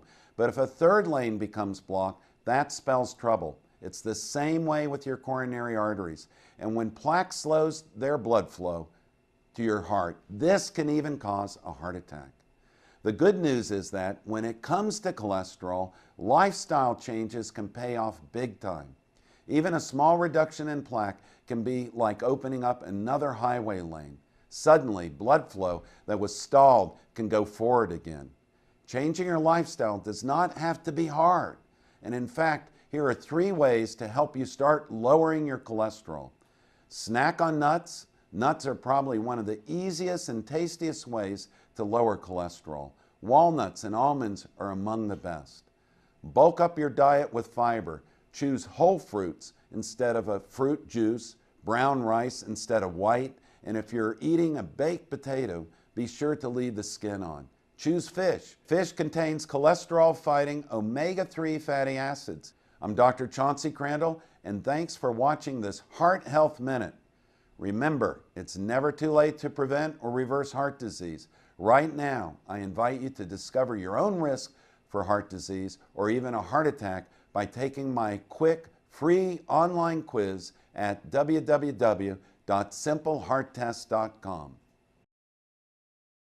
According to the FBI Uniform Crime Report, there are over 5,000 robberies every day. Your home could be at risk of being burglarized. Don't put your loved ones and valuables in jeopardy. For just over $1 per day, your home can be protected from break-ins, fire, and more. Get the latest home security technology from Protect Your Home, your ADT authorized dealer. Over 6 million households sleep better at night with ADT monitored home security. What's more, Protect Your Home is offering you their latest equipment, an $850 value, absolutely free for qualified customers. Protect your loved ones and home today. Call now for licenses and to find out more. The call is free, 1-800-949-8201. That's 1-800-949-8201. Again, 1-800-949-8201. $99 installation charge, 36-month monitoring agreement at $36.99 per month. Payment by credit card or electronic bank account charge. For new homeowner customers with satisfactory credit history only. Local permit fees may be required. Certain restrictions apply. Cannot be combined with any other offer. FinancialAge.org.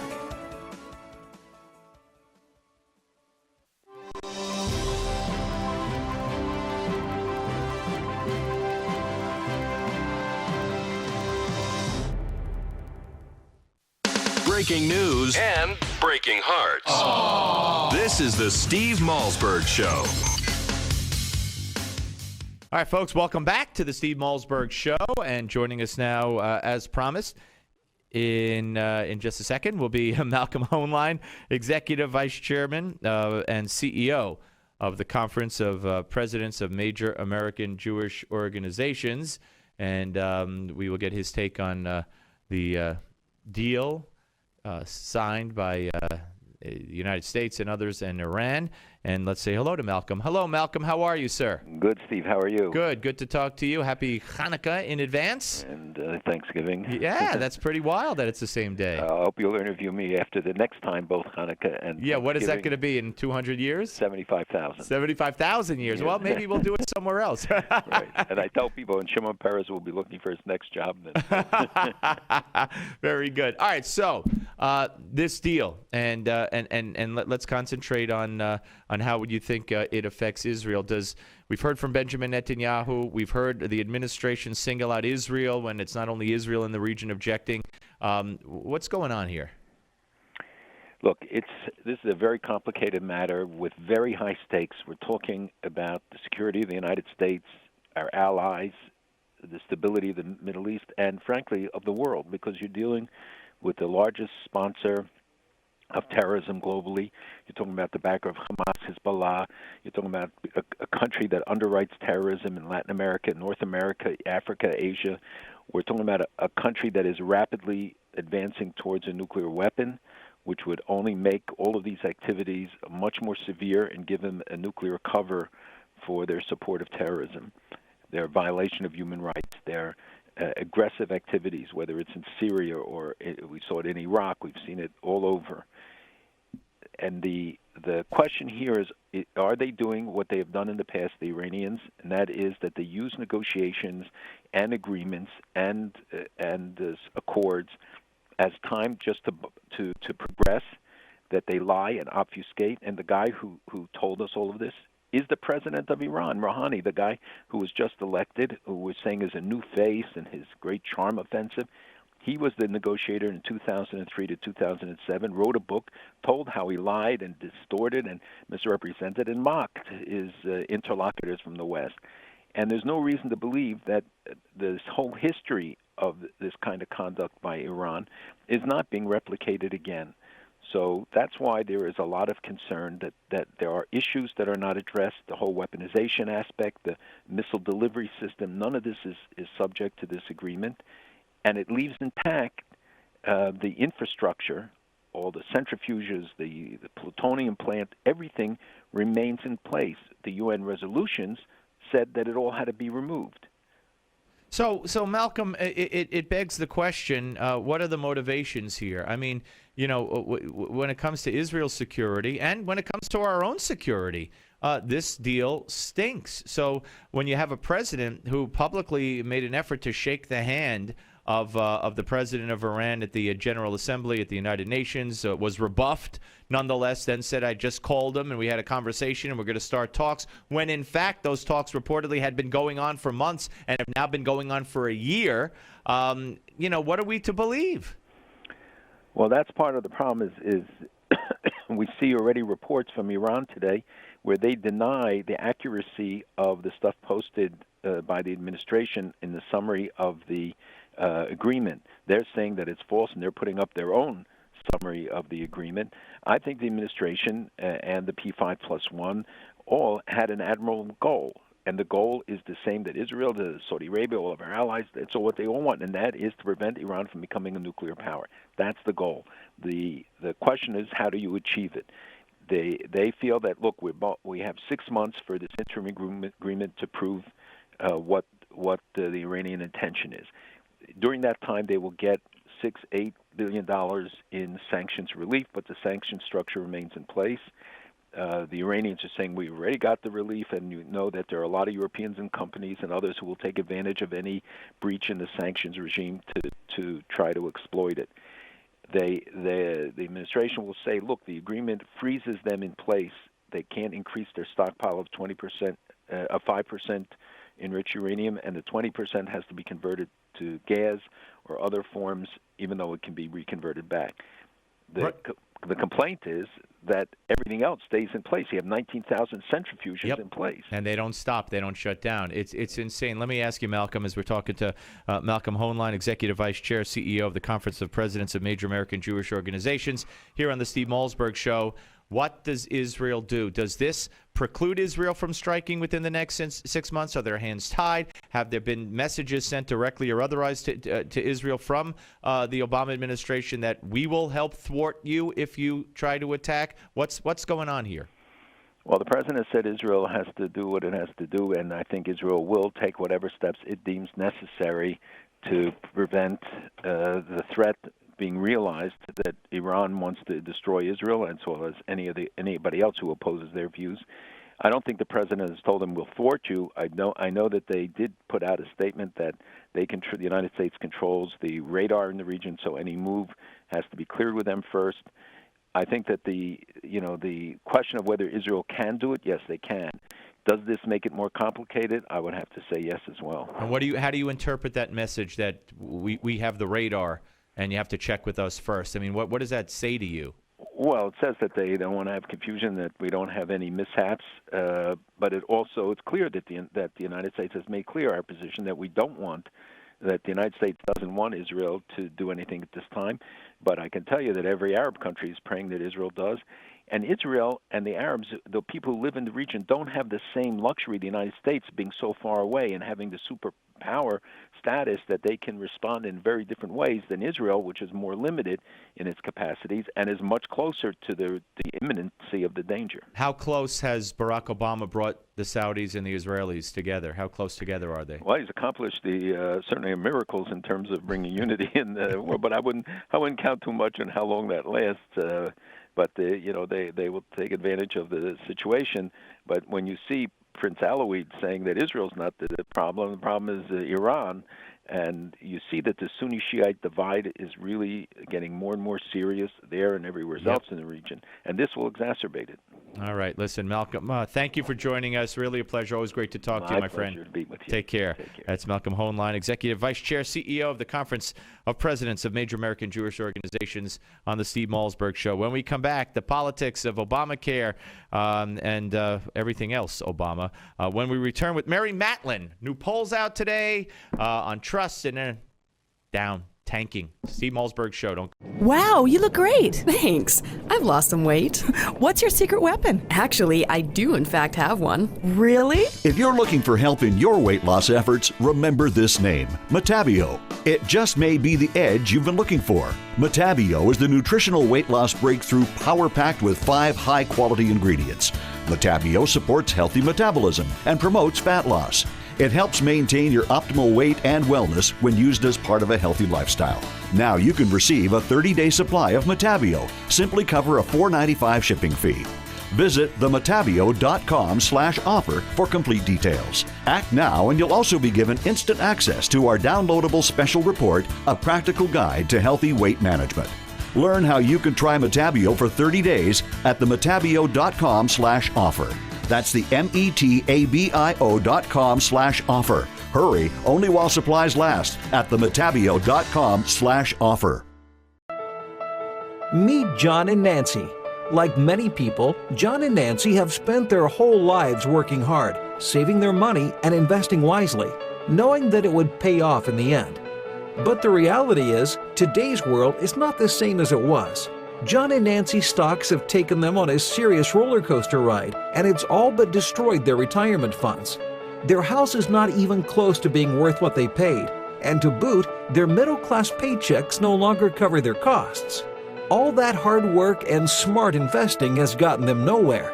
In fact, they are no longer thinking about when they will retire, they're wondering if they'll retire. Then one day, John and Nancy heard about a man named Tom Hutchison, a veteran of Wall Street for over 2 decades.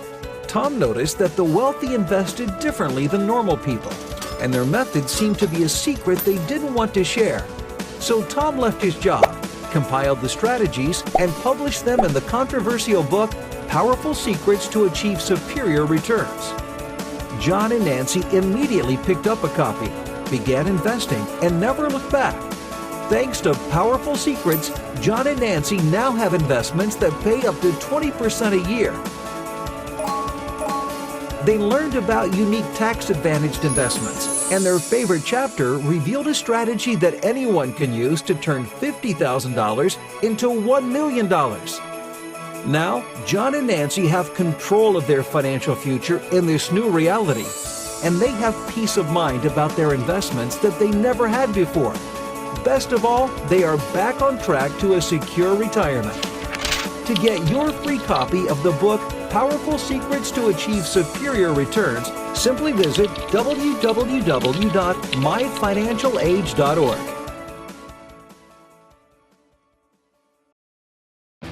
In 2013, half of your friends, family, and neighbors may lose their jobs, and you may be forced to watch helplessly as you are robbed of 90% of your life savings, all while your home's value is eradicated. Controversial economist Robert Wiedemer believes we will soon stare down a secret crisis that will rival the Great Depression. It was Wiedemer's 2005 book, America's Bubble Economy, that warned of coming meltdowns in our housing and stock markets. Washington did not heed his call, and folks on Main Street lost $50 trillion from the recession. His New York Times best-selling book, Aftershock, predicted our federal debt and dollar would be the next bubbles to burst.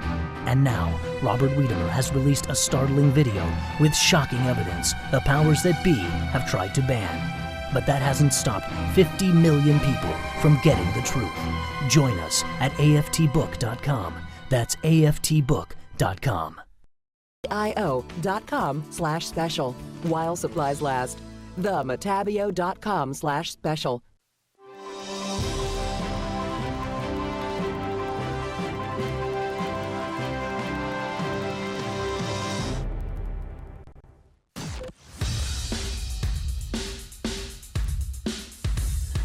This is not your typical Screamfest talk show. No. This is the next generation of talk radio. Here is Steve Malzberg.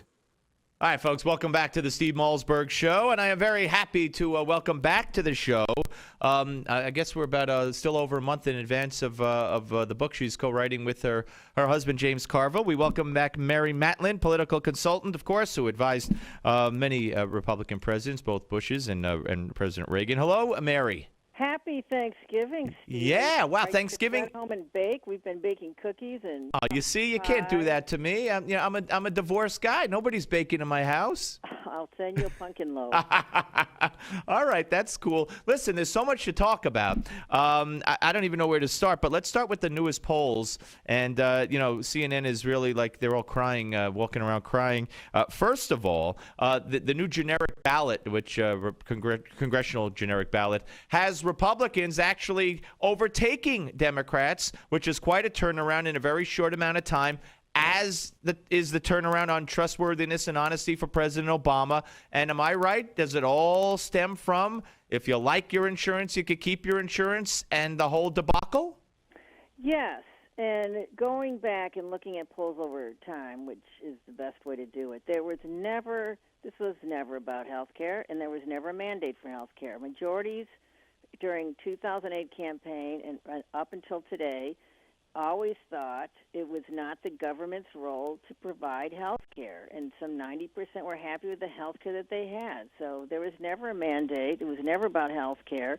It was about, as you know, the progressive, endless desire to take more control over our lives. What sustained Obama, even though consistent majorities and supermajorities opposed and intensely opposed his signature domestic issue, was his likability, his empathy, that's why he overcame Romney on those so-called character attributes. Well, losing credibility, losing trust, losing empathy it's a death knell, and the political consequences to the whole Democratic Party are evident by the behavior of the Democrats who are running away from all of this. Now, what concerns me in a larger arena is that Republicans always they go wobbly. I mean, I wish there was a Thatcher around, the Thatcher angel, to say, don't go wobbly. We either believe, as we did when not a single Republican voted for the Affordable Care Act, and then act on it, instead of believing the ephemeral attributes that are not about policy. They're about personal popularity, which doesn't translate into policy popularity. All right. So what do you say? You fear them going wobbly in what respect? In other words, passing an extension of some sort. What would you urge them to do? I don't even like the Republicans signing on to the let's delay the individual mandate. Let's not do anything that is a fix. Let the thing fall apart. No Republicans voted for it. Let the thing unfold in the way that it can, and keep saying what's wrong with it. Now we have even mainstream reporters like Halpern saying there are death panels. Well, yeah, that's interesting, and I'm glad you brought that up. Halpern said that on my show yesterday, and now Halpern is tweeting out, just for your information, in Monday interview, I did not say death panels, nor do I believe ACA contains them. Was speaking of policy, political policy, challenge of IPAB cuts. My bad. I mean, as a matter of fact, do you mind if we play that? Yeah, go ahead. Okay, where is that? Let me see. I got to find it real quick. I think we do. Oh, you know what? We might not. I might not have. I intended to do that, but I don't have it, so we can't play it. But I did say. I said. So you're saying that that Obamacare contains rationing, aka death panels, and he said it's built into Obamacare, to the Affordable Care Act. So there it is, and he went on to say, we need to have this discussion because too much money is spent on end-of-life care. I mean, this is nuts. Well, what's nuts is the linguistic contortionism to say in every particular in substance that it is true that 80%, or these numbers are rough, 80% of our medical dollars go to 20% of end-of-life issues. Okay, that is an issue. The question is, do Americans want the government to just make those decisions, right, or their own families? My father decided when it was his time to go. My mother decided when both of them had cancer, and after they fought it, they didn't want to burden their families any further. I would like to make that decision for myself. Right. I don't want the government to tell my kids that, or anybody. I don't want anybody telling anybody how to make those decisions. No, Mary, we live our lives to live as long as we can and to prolong our parents' lives and take care. Listen, I did do it. I'm cracking up. Here's the cut from yesterday. I think they focused on the death panels, which will be coming. Call them what you will. Rationing is part of it, and I agree. Huge. It's going to be a huge issue, and that's something else about which the president was not fully forthcoming and straightforward. All right, so you believe that there will be rationing, aka death panels? It's built into the plan. It's not like a guess or like a judgment. That's going to be part of how costs are controlled. Yeah. Okay. Well, but I'll say something else about that issue, which is we do need to do some of that in this country because we can't afford to spend so much on end-of-life care. A very high percentage of our health care spending is for a very small number of people at the last stages of their life. I'm not saying the system shouldn't allow that, but there's too much cost there. Judgments have to be made. We have to decide. Made by who, Mark? Mark, made by who? The government? By individuals. But it's not going to be made by individuals. If you say it's included in the health care, But it's not now. It's not now for many people who have insurance. Their insurance companies make those decisions. But they don't. All right. So anyway, we went on. But so he did say there are death panels, right? I mean, he didn't say the words, but he said, yeah, it's in the bill. Well, one thing you can't get anyone besides a handful of us to ever do is use the same language that Sarah Palin used. Right. No one wants to be accused of that, but that's exactly what they are. In addition to rationing, there is there's incentives for doctors and other healthcare providers and nurses to encourage end-of-life patients to cut short their lives. So there's all sorts of things baked into the cake that go to human behavior. They just don't want to use the language. I think that's why conservatives get so frustrated, and why they get frustrated at their own people, because just not saying the language doesn't make it not true, or saying the language doesn't make it untrue. Right, I mean, it's too. I just keep getting back to policy and philosophy, and how did this country get to the best healthcare system in the world? And when things are broken, how do we fix them? And how do we, through the wisdom of the ages, fix things on what needs to be fixed without throwing the baby out with the bathwater? It's the same argument we've been having for 1,000 years, more than 1,000. Yeah, years. we're talking of time. We're talking to Mary Matlin, co-author of a brand new book coming out with her husband James Carville, and that's coming out in January, right? You know what? I'm so happy to be done with it. I don't even know when. I think it's Thank you just for keep bringing it up. No, because we're gonna have you guys on, and I asked Chad, and I think he said it's January. I said, is she on today for the book? He said no, January. Anyway, so just I don't really fully trust Chad, my producer, so that's why I'm asking you.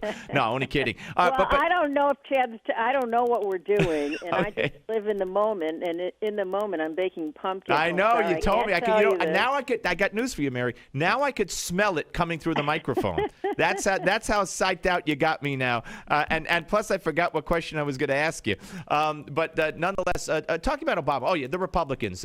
And going forward. You and I discussed this.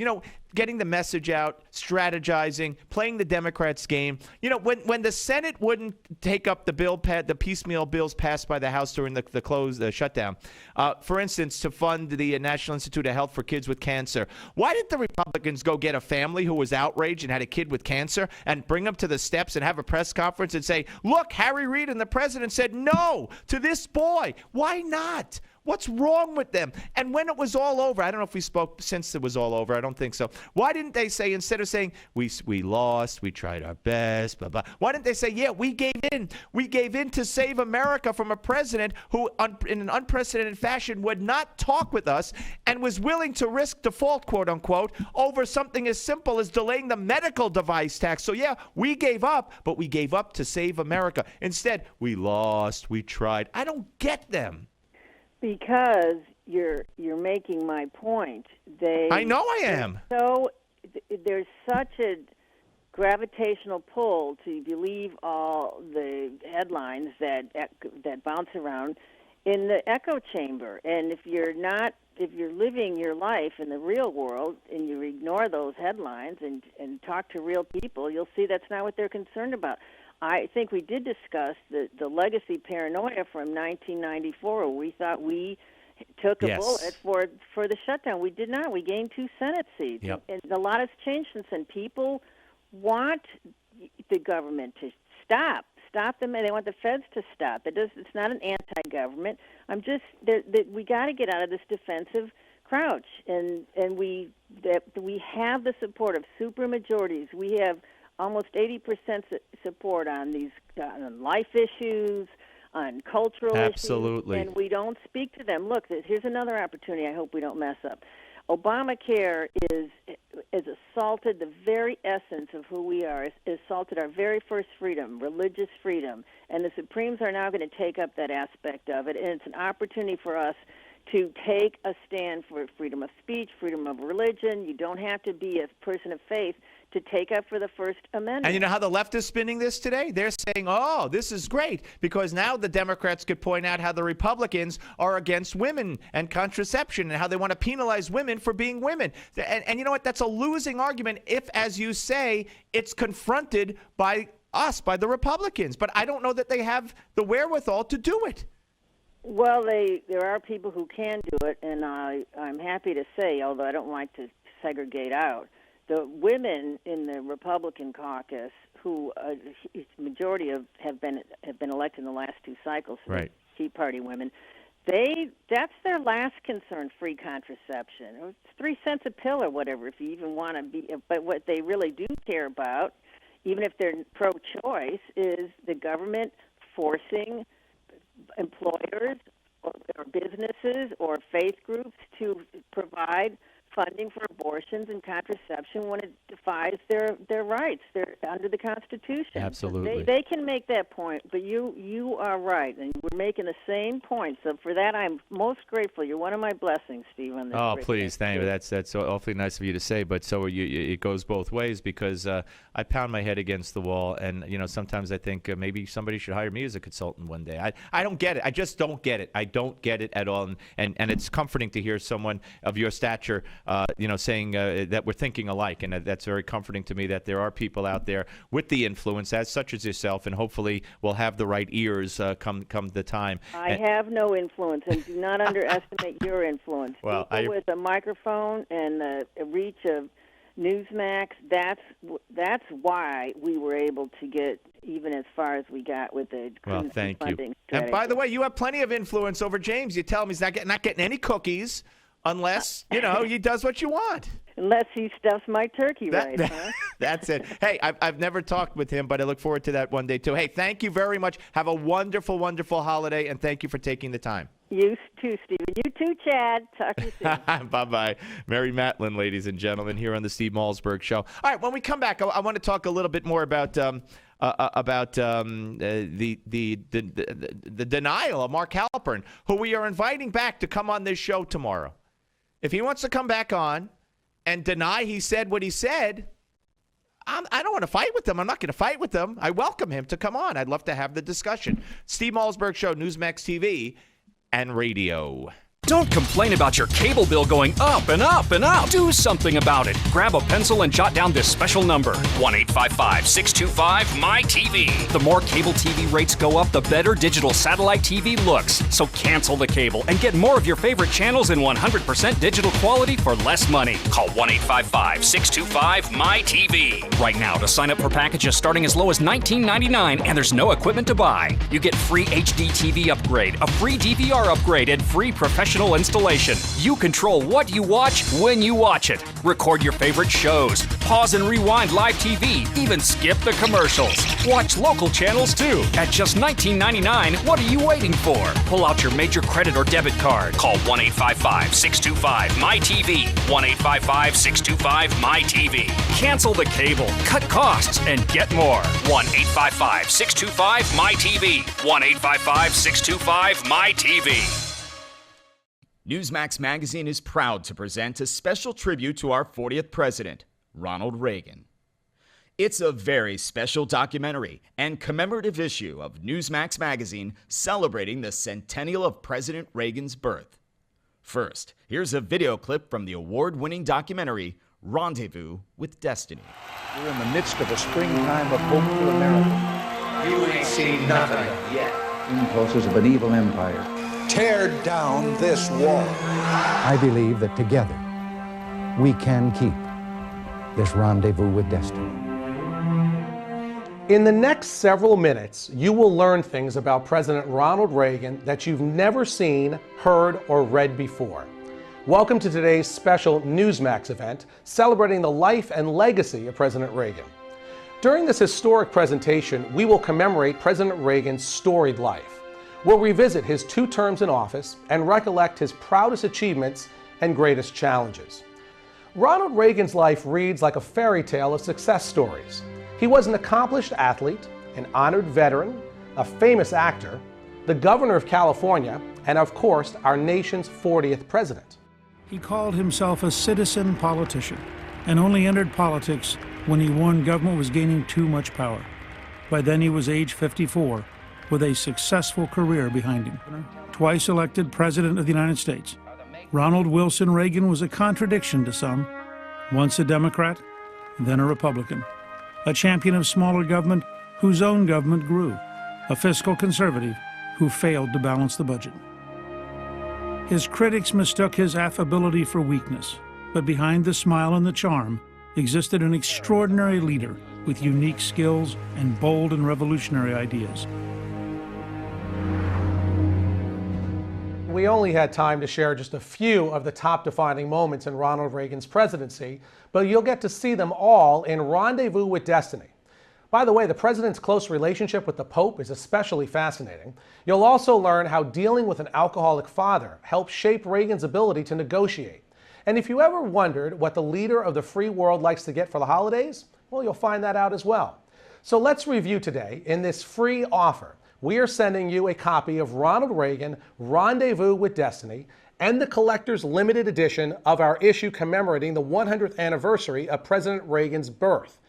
Right now, when you subscribe to Newsmax Magazine, you can own both the DVD and receive the special Reagan 100th Birthday Commemorative Edition.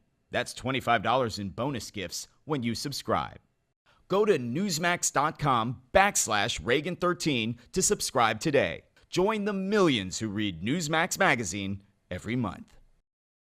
Do you suffer from joint discomfort? Contrary to what the experts may say, achy joints do not have to be a normal part of aging. Holistic doctor David Brownstein challenged conventional thinking to focus on natural solutions for joint health. As a result, Dr. Brownstein has recently developed Limbex, the premium nutritional supplement specifically formulated to support healthy joints and connective tissue. It's a new joint breakthrough formula containing 11 hand-picked nutrients. Learn more at limbexjoint.com/special and take the 30-day Healthy Joint Challenge. That's a 30-day supply of the Limbex Joint Supplement. All you pay is a $4.95 shipping fee. Act now, and you'll also be given instant access to our downloadable special report, A Doctor's Guide to Happy, Healthy Joints at Any Age. You can do something about joint discomfort and flexibility. Learn how you can try it for 30 days at limbexjoint.com/special. That's limbexjoint.com/special. limbexjoint.com/special. Call Lear Capital now, 800-634-0482.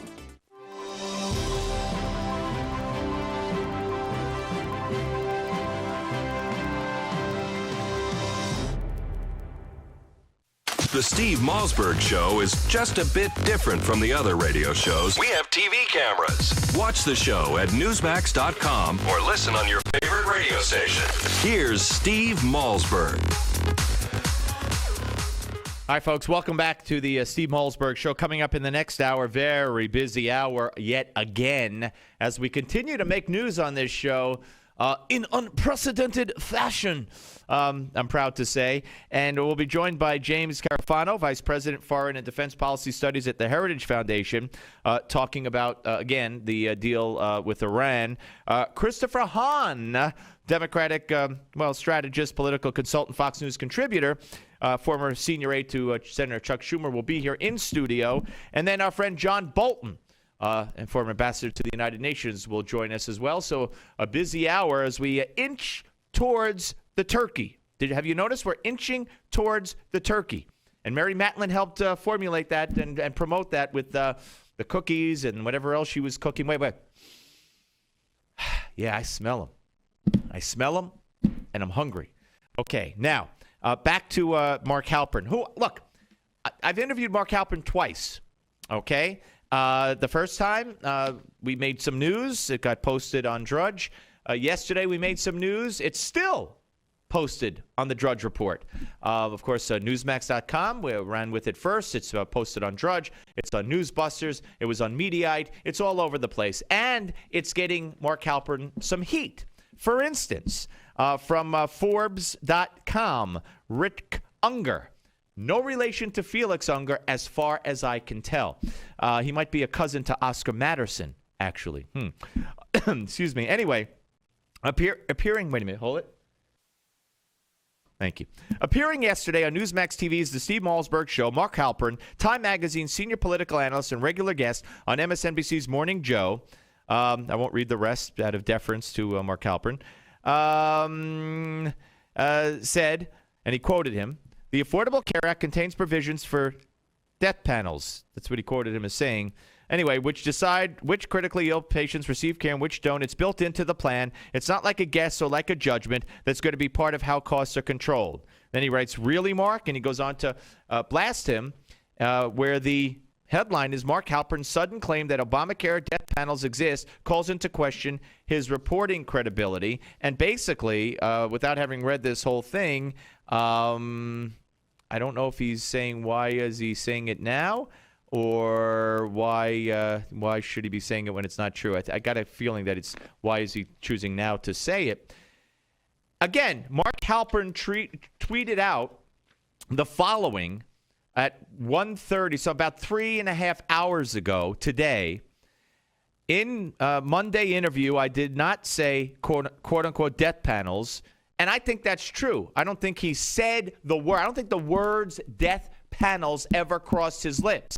However, he went on to say, nor do I believe that the ACA, Affordable Care Act, contains them. Well, how do you get that from what you're about to hear again? Let's go to that Halpern cut again. Listen to me. Mark Halpern had every chance to say, I don't believe in the term death panels. I will not address anything that says death panels. I do not believe they're death panels. He chose to say none of them. He could have said no to my question, but he took my question and went even further with it. Just listen again. I think they focused on the death panels, which will be coming. Call them what you will. Rationing is part of it. And I agree. It's huge. It's going to be a huge issue, and that's something else about which the president was not fully forthcoming and straightforward. All right, so you believe that there will be rationing, aka death panels? It's built into the plan. It's not like a guess or like a judgment. That's going to be part of how costs are controlled. Yeah. Okay. Well, but I'll say something else about that issue, which is we do need to do some of that in this country because we can't afford to spend so much on end-of-life care. A very high percentage of our healthcare spending is for a very small number of people at the last stages of their life. I'm not saying the system shouldn't allow that, but there's too much cost there. Judgments have to be made. We have this society. Made by who, Mark? Mark, made by who? The government? By individuals. But it's not going to be made by individuals. If you say it's included in the healthcare. It's not now. It's not now for many people who have insurance. Their insurance companies make those decisions. But they don't. All right. So I said to Mark Halpern that we were talking about. We started talking about coverage of the Obamacare and the lie and everything, and he said that Romney didn't bring up enough about Obamacare. And if they had, the media would have covered more of it, and they didn't scrutinize it enough. He blamed himself as well, and that he blames conservative journalists as well for not scrutinizing it enough. And I said, well, they were focused on the death panels. So that was the thing. That's what was said up until the part that you heard when I said, well, they were more focused on the death panels, which I said, which are in there. And he said, I agree, and that the president has not been forthcoming on it. He didn't say, oh, death panels. I don't talk about death panels. He agreed. And then he went on to say, as you heard, that I said, so you agree there's rationing, a.k.a. death panels? And he said, it's built into the bill. It's not something, now I'm paraphrasing, it's not something debatable. It's in the bill. It's how they're going to control costs. He said it. He didn't, the words never crossed his lips. But, did you murder that person? Yes. How did you murder that person? Well, I stuck a knife in her. I never said I murdered the person. I never said the word murder. What are you talking about, Mark? So we've invited Mark. If he wants to come on back and defend this somehow, that's fine. And we'll have, I look forward to the conversation if he wants to come back. So he's welcome to come back tomorrow at an available time, and we'll do this. If he wants to wait till after Thanksgiving, I think it's better if we do it now. But we're coming back. Hour number 3, Steve Malzberg Show. Are payday loans ruining your life? If you have 2 or more payday loan cash advances, listen closely. You may be eligible for a program that payday loan companies don't want you to know about. This program will get payday loan companies out of your bank account and put an end to the payday loan nightmare. Call for free information and find out if Payday Loan Support Center is right for you. Payday loan companies usually trap you into paying rates as high as 700%. We understand payday lenders' tactics. Don't let them take advantage of you anymore. All you need is 2 or more payday loans to qualify. We can help even if you're behind in collections or have bad credit. Internet payday loans qualify for this program as well. So call 800-250-5084. That's 800-250-5084. The call is free and the consultation is free. Don't miss out. Call for your free information on payday loan relief. 800-250-5084. That's 800-250-5084. Again, 800-250-5084.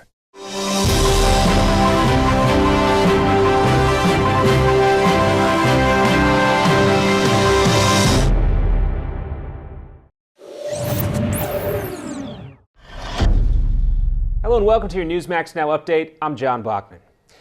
With his approval numbers in the dumps, President Obama continues to hear it from hecklers on almost every issue.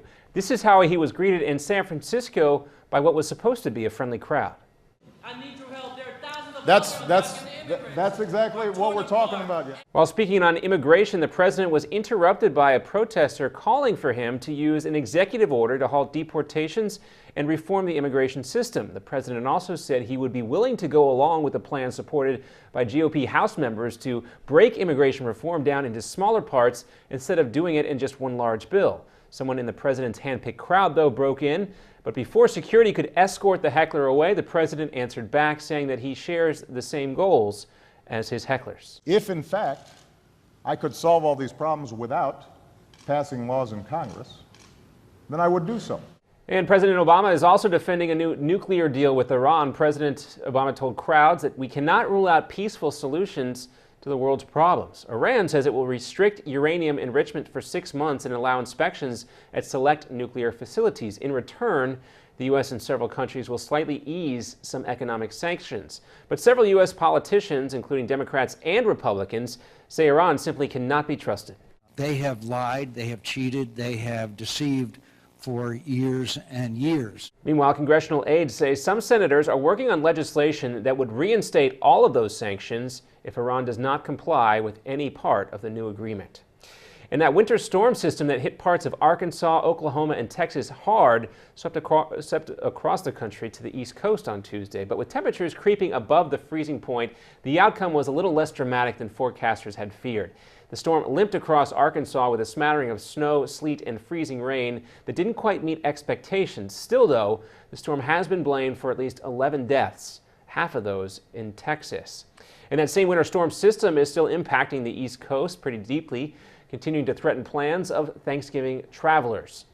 Some of the country's busiest airports, New York, Washington, Philly, Boston, Charlotte, and Atlanta, could see big delays throughout the day at one of the peak times of the travel year. This holiday will likely see also the most air travelers since 2007, according to Airlines for America, the industry's trade and lobbying group, with the busiest day being Sunday, with an estimated 2.56 million passengers taking to the air. So travel safe, everyone. Coming up next, a Newsmax exclusive with Senator Lindsey Graham of South Carolina, his take on the Iranian nuclear deal. Plus, Black Friday, it's already upon us. See why these folks decided camping out at a Best Buy is more important than spending Thanksgiving with their families. That's next.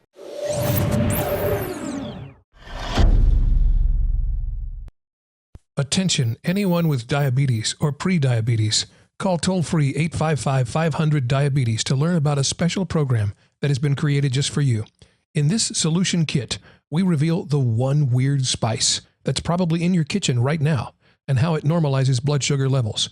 People who have followed this plan exactly as found in this risk-free kit have not only normalized their blood sugar, but have stopped taking their diabetes medications with their doctor's astounded approval. Now you can take this natural, safe, and drug-free approach to reversing your diabetes. Call toll-free 855-500-DIABETES and get information about 3 specific actions to take right now today that normalize your blood sugar and get it under control in 4 weeks or less. Call toll-free 855-500-DIABETES. Is it possible to reverse diabetes? Call toll-free 855-500-DIABETES and find out now, while this revolutionary information is still available risk-free. That's toll-free 855-500-DIABETES, 855-500-DIABETES.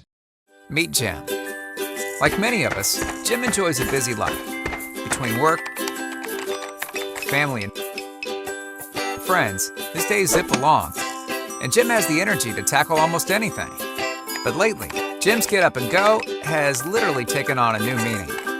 Jim's always put focus on a full night's sleep, But it seems like these days, he's up and down to go to the bathroom so many times he can barely wake up in the morning. His prostate concerns have him sad, tired, and worried. Activities that were once enjoyable now seem like a chore for Jim. His golf game is at the mercy of his bathroom schedule.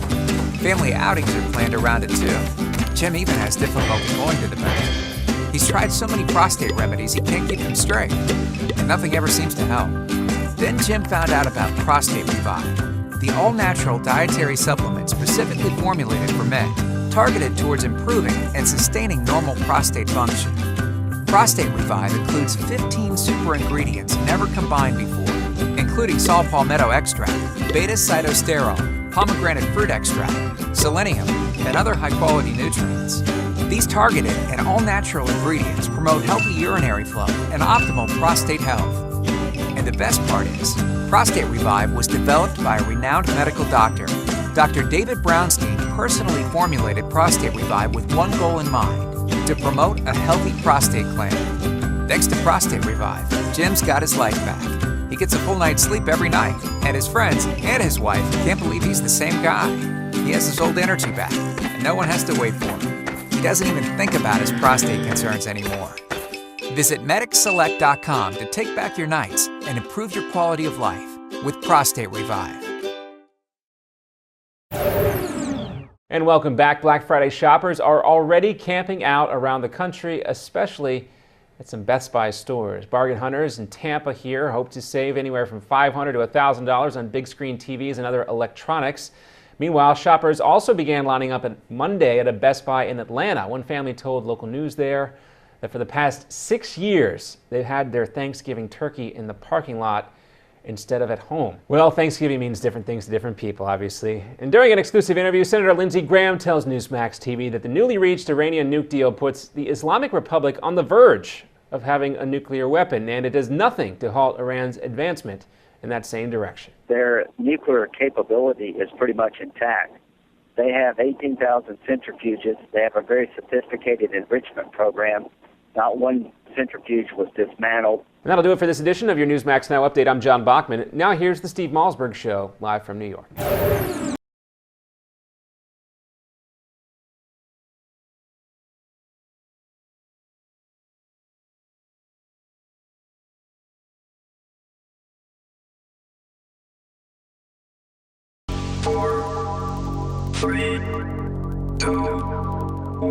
Broadcasting live from the Newsmax studios, this is the Steve Malzberg Show. Be a part of the action by calling toll-free 1-877-NEWSMAX. That's 1-877-639-7629. Or email Steve at malzbergshow@newsmax.com. Here is Steve Malzberg. All right, folks, welcome back to the Steve Malzberg Show. In just a little while, we'll be joined live in studio by Fox News contributor, former senior aide to Senator Chuck Schumer. Christopher Hahn will be here, and we'll discuss the issues of the day, the Obama falling poll numbers, the Democrats falling poll numbers, as well as this debate over debt panels and what Mark Halpern said on their show yesterday and what he says he didn't say on their show yesterday. We'll talk about all of that. Joining us momentarily will be James Carafano, Vice President, Foreign and Defense Policy Studies at the one and only Heritage Foundation. While we wait for James, though, and then John Bolton joins us in the final segment of the show. So we have another full hour on tap here. As I said earlier, we inch towards the turkeys and Thanksgiving. Did you hear what Larry King had to say? Larry King, who once asked Yasser Arafat, the biggest killer of Jews since Adolf Hitler, "What about the hat? Tell us about the hat." Which is like asking Adolf Hitler, "Hey, Adolf, what's with the mustache? Tell us about the mustache." Listen to what he said about talk radio and Rush Limbaugh, cut 14. Why was it so? Why'd you get so much attention? Because it was the first national network talk show. Okay. It was the beginning of talk radio. Mm-hmm. I get a lot of credit as the beginning of talk radio in America. Do you like what it evolved into? No, because it became a soapbox, screaming, yelling idiots, and a lot of what I hear is pop nonsense. Yeah. political crazies. No real discussion. Political crazies, and NPR is good radio. But, the Limbaughs and these guys are just playing with a loose deck. Yeah. And a lot of it's an act. Oh, I know. Yeah, they're hucksters. All right, a lot of the Limbaughs, and a lot of yelling and screaming, and they're playing with a loose deck. A lot of it's an act, and nothing about you is an act, Larry. I mean, give me a break. By the way, Larry King and I, many years apart, went to the same high school once upon a time, and so did Sandy Koufax, so did Vic Damone, so the list goes on and on. Anyway, Larry King is in the entertainment business, or has been. He's on a podcast. That interview was done with some comedian named Mark Marone, and he, on a podcast called a WTF podcast. Now, I don't know, is WTF what I think it is? And he's blasting talk radio when he's sitting there doing a podcast for WTF. Now, I don't know what WTF means. Maybe it means Walter, Tom, and Frank, but in today's Twitter language, it means something else.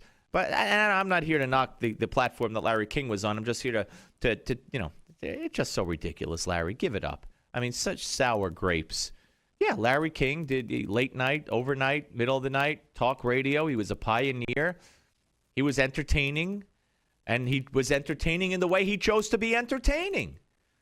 And Rush is entertaining in the way he chooses to be entertaining. And other talk show hosts are entertaining in the way they choose to be entertaining. Me, I like to entertain by pulling a Marco Rubio.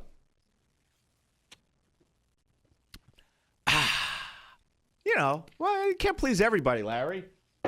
What can I tell you? And I'll never be president now because I just drank that. You know that, right? My political career is over.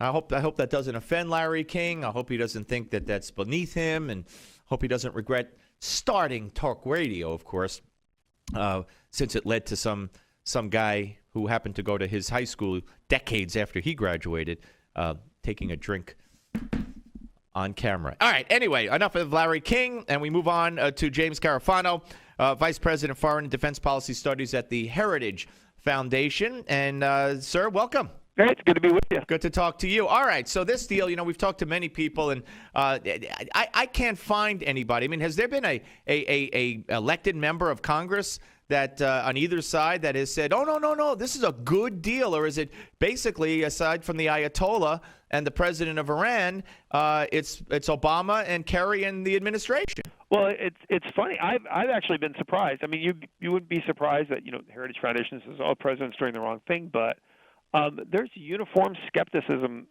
across a wide range of groups. I mean, other than the obvious ones, like the arms control guys love it, and the European leaders that signed off on it love it.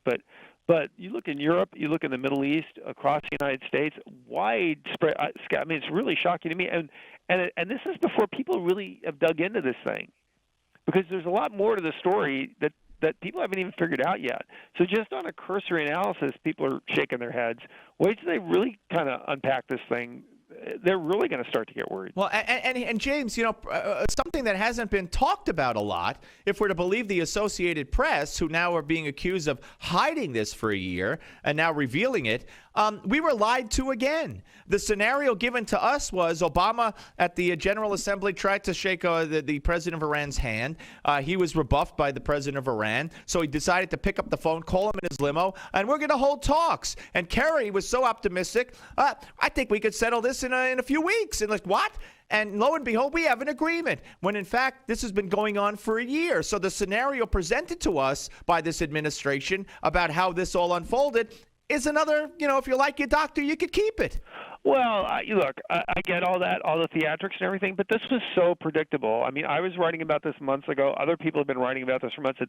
If you didn't see this one coming, a year ago, then you were just an idiot. I mean, anybody that was watching this and watching the Iranian administration and this administration predicted, you didn't have to be Nostradamus to see this one coming. I mean, and why is that? I mean, the Iranians interested because they knew they were going to get a sweet deal, and Obama because he just wants to avoid confrontation at all costs, or he doesn't mind selling Israel right down the river. Well, I think the answer is kind of both of that. Look, you knew the Iranian election was was rigged to elect somebody that could prevent a less confrontational face to the West.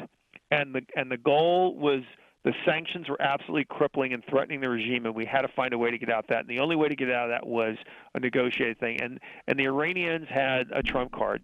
You know, everything was going horrible for Obama in the Middle East. Hey, here's a chance to look like you're earning your Nobel Prize. Hey, we will help you get out of Afghanistan. You want to get out of Afghanistan? We have influence in Afghanistan. We'll help you get out of Afghanistan. Syria's a big mess for you. We'll help you there. So this is a deal that, seriously, the people that follow this closely, who I've been talking to for months, said this is coming. I mean, this is, it's like winter. It's going to get cold. I mean, this was coming. All right. So how has Iran helped us? Have they helped us with getting out of Afghanistan and Syria? Well, I mean, it's ridiculous. I mean, the president wants to run away from Afghanistan. So, you know how it's helping? Like the drug addict who says, I want to get high. And the guy goes, here, let me hook you up with my dealer. That's how it's helping. Yeah, right. So it's not helping, obviously. No, it's not. Of course not. Yeah. You want to do something that's against your national interests and in the long run is actually going to be hurtful to your country? I'll help you do that. Right. Yeah. Well, right. And we should, as Americans, first and foremost, and my concern is that he's weakened the security of this nation. But, of course, the more immediate threat, perhaps because of the proximity, is not only Israel, but you got Saudi Arabia, who I keep saying to everybody, the great uniter who has divided us all, has managed to unite Saudi Arabia and Israel and others against Iran. So we should start to talk about the things that people aren't talking about yet, which is, well, the bad news is the president negotiated a terrible deal, which has nothing to do with slowing down the Iranian nuclear program. But that's on top of that is $1 trillion in defense cuts. So if, God forbid, something does happen in the Middle East and there's a crisis and we need to go defend our interests, a lot less likelihood that we're going to be able to do that. Yeah. You didn't like Libya? I get that. That's fine. But in a couple of years, we may not be able to do a Libya, let alone I hear you. Something in Iran or the Straits of Hormuz. Hey, listen, James, I appreciate you coming on. And the next time we'll have a little longer. I thank you for your time, sir. Hey, good to be with you. Take care. James Carafano, Vice President, Foreign and Defense Policy Studies at the Heritage Foundation. When we come back, Christopher Hahn, Fox News contributor and political consultant, will be here. Steve Malzberg Show, Newsmax TV and radio. The Steve Malzberg Show. Do you have trouble remembering things you've known for years? Do you want to maintain your mental edge, support your memory, focus, and attention? After extensive research, Dr. Russell Blaylock discovered 4 essential nutrients that help sustain optimal brain function. Dr. Russell Blaylock then personally formulated Crescio, the dietary supplement containing these 4 brain boosters that promote brain cognitive health, improve learning and retention. Crescio supports brain circulation and provides antioxidant protection. And now you can receive a 30-day supply of Crescio. All you pay is a $4.95 shipping fee. Visit Crescio.com/special. Act now and you'll also be given instant access to our downloadable special report, Nature's Brain Boosters, Essential Nutrients for Peak Mental Performance. Give your brain the healthy support it needs. Learn how you can receive your 30-day supply at Crescio.com/special. That's CRESCEO.com/special. Crescio.com/special. Meet John and Nancy. Like many people, John and Nancy have spent their whole lives working hard, saving their money and investing wisely, knowing that it would pay off in the end. But the reality is, today's world is not the same as it was. John and Nancy's stocks have taken them on a serious roller coaster ride, and it's all but destroyed their retirement funds. Their house is not even close to being worth what they paid, and to boot, their middle-class paychecks no longer cover their costs. All that hard work and smart investing has gotten them nowhere. In fact, they are no longer thinking about when they will retire, they're wondering if they'll retire. Then one day, John and Nancy heard about a man named Tom Hutchison, a veteran of Wall Street for over 2 decades. Tom noticed that the wealthy invested differently than normal people, and their methods seemed to be a secret they didn't want to share. So Tom left his job, compiled the strategies, and published them in the controversial book, Powerful Secrets to Achieve Superior Returns. John and Nancy immediately picked up a copy, began investing, and never looked back. Thanks to Powerful Secrets, John and Nancy now have investments that pay up to 20% a year.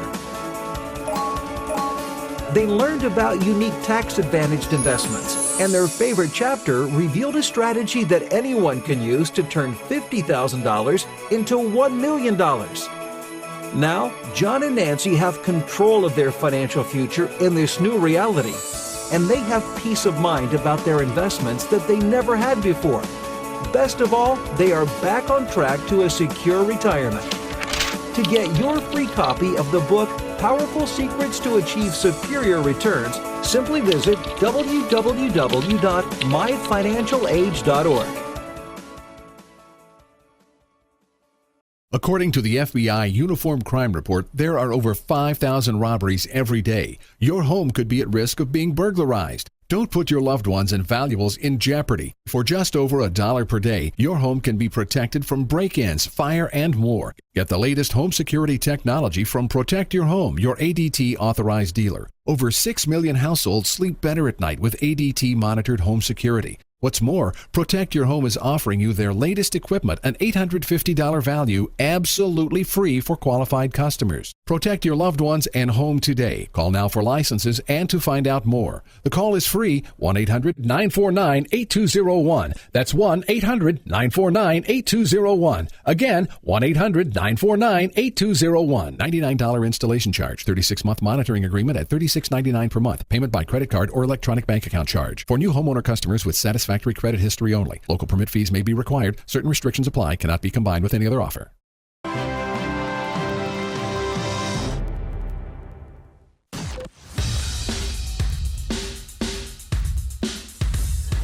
This is not your typical Screamfest talk show. No. This is the next generation of talk radio. Here is Steve Malzberg. All right, folks, we are back. Coming up in a little while, John Bolton, former ambassador to the United Nations, will join us. Right now, we're joined in studio by Christopher Hahn, Fox News contributor, political consultant, and former aide to Senator Chuck Schumer. That's right. Now, my freezing hand will shake your warm hand. Yours isn't freezing yet. Not yet. This studio, as I tell everybody, and I was outside. It's a meat locker in here. It's a meat locker. I'm trying to preserve myself, growing old, you know. Anyway, welcome aboard. Thanks for coming having me. back. All right, so let's talk a little bit. I don't even know where to start. Why don't we start with the poll numbers that are out and showing, first of all, the generic congressional ballot has shifted, and now the Republicans actually have a 2-point lead in conjunction with the decrease of Obama, his approval. More people think he's dishonest and untrustworthy than ever before. In every poll, his approval rating is at an all-time low.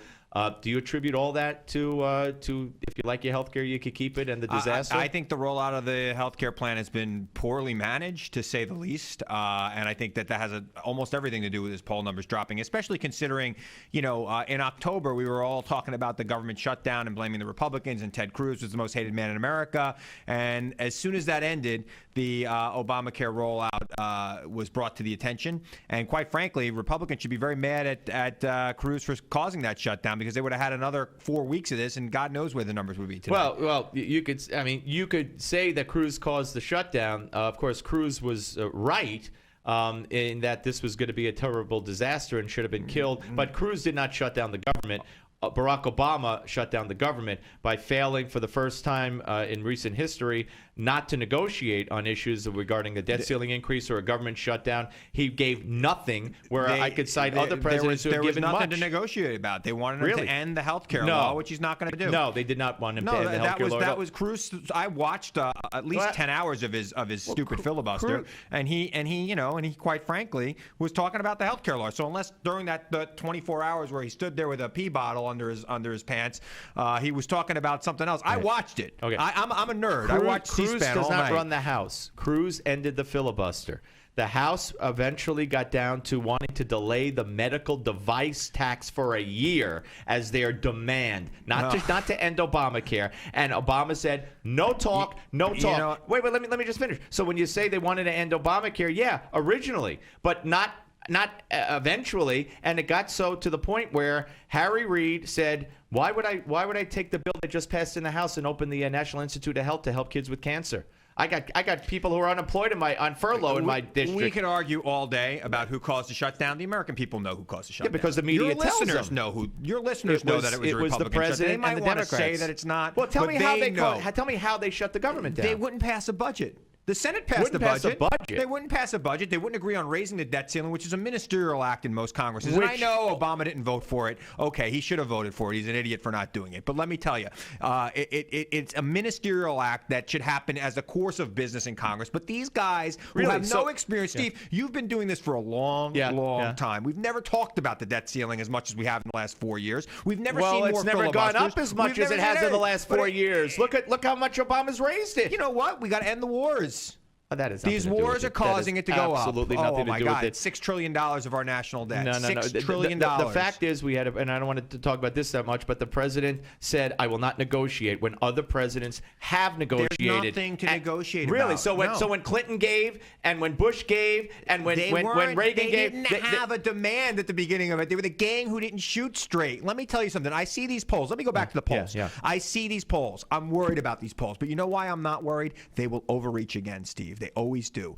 I'm counting on it. You're not and worried I'm sure it will happen. And you know what will happen then? The polls will change. Because the American people are wishy-washy, and they go back and forth about this stuff. And the next time the Republicans shut down the government, which they'll do again, or they'll overreach on something else. This whole thing, this thing going before the Supreme Court about contraception right now, the American people are not too cool with that. Really? They are not. Really? So they want religious freedom to go out the window so women won't have to pay 5 cents for contraception, right? They don't want some private sector employer telling women who work for them what they can or cannot do in their free time. Time out. Boy, that is a great spin. And you know what? If you look at polls, the left is so out of touch. It's only because that Romney, for instance, and the Republicans failed to say, look at the Democratic platform and look at ours, and you decide who's more in touch. Abortion on demand up to 9 months with no restrictions. The American public is not there. That's the Democrats. Can I ask you a question? Instead, the Republicans said, war on women, we better run. Let me ask you a question. That's why they lost. Steve, let me ask you a question. I know you're a pragmatist. In these tough economic times, don't you think people should have a recreational activity that they can afford? Sex? Absolutely. Right. Why not? We love it. America loves it. It's what separates us from the Middle East, quite frankly. You know what the problem in the Middle East is? Not enough birth control. We need more birth control. We should be exporting it. So you want to end religious freedom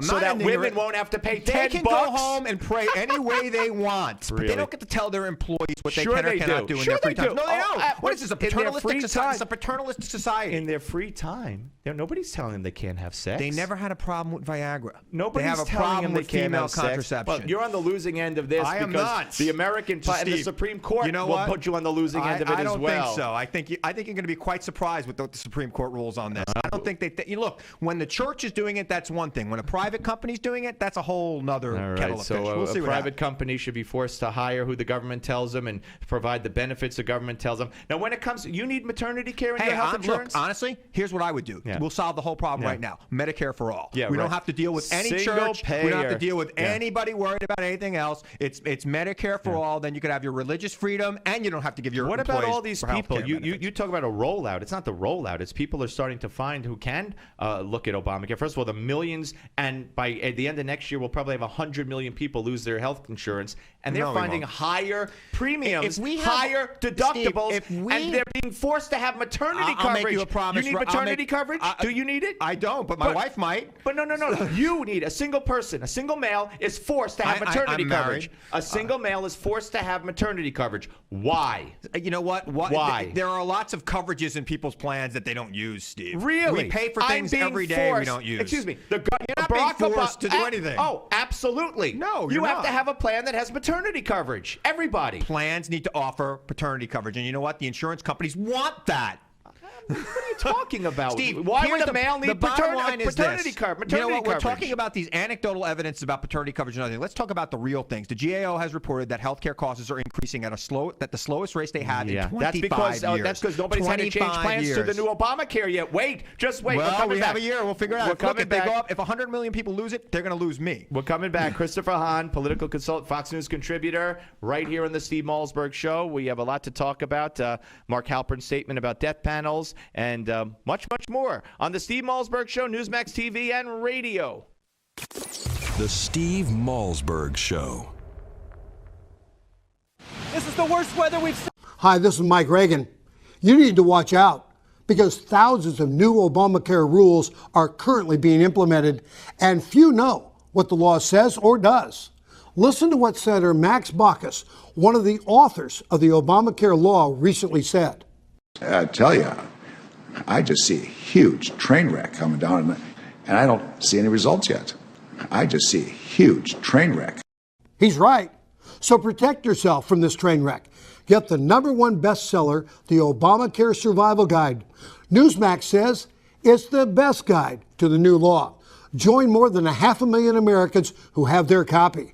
Get the Obamacare Survival Guide at bookstores everywhere, or get our special $4.95 offer and save $15 off the cover price by going now to Obamacare911.com. That's Obamacare911.com. That's Obamacare911.com.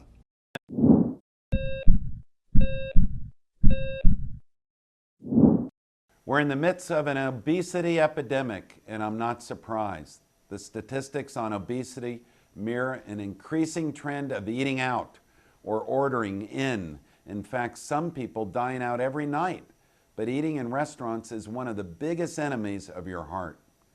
When you're in a restaurant, you don't really know what you're getting, and the calorie counts of many restaurant dishes are astronomical. In fact, some single dishes contain more calories than we should eat in an entire day. Eating in fast food restaurants is even worse. A diet of hamburgers, French fries, and shakes constitutes a fast lane to the emergency room. If you really want to help your heart, get in the habit of cooking simple meals at home. Here are 3 easy tips that will make your food taste better than even the best restaurant. Choose the best fruit in season. Your local farmer's market is a great place to start. It will probably still cost less than that pie you were thinking of buying. Get in the habit of using fresh herbs. You can use them in egg white omelets or dust them on the fish you grill or bake. And for a light dessert, choose a square or 2 of dark chocolate that you and your spouse can enjoy. There are lots of ways to make your heart healthy, but there are also lots of ways to damage it.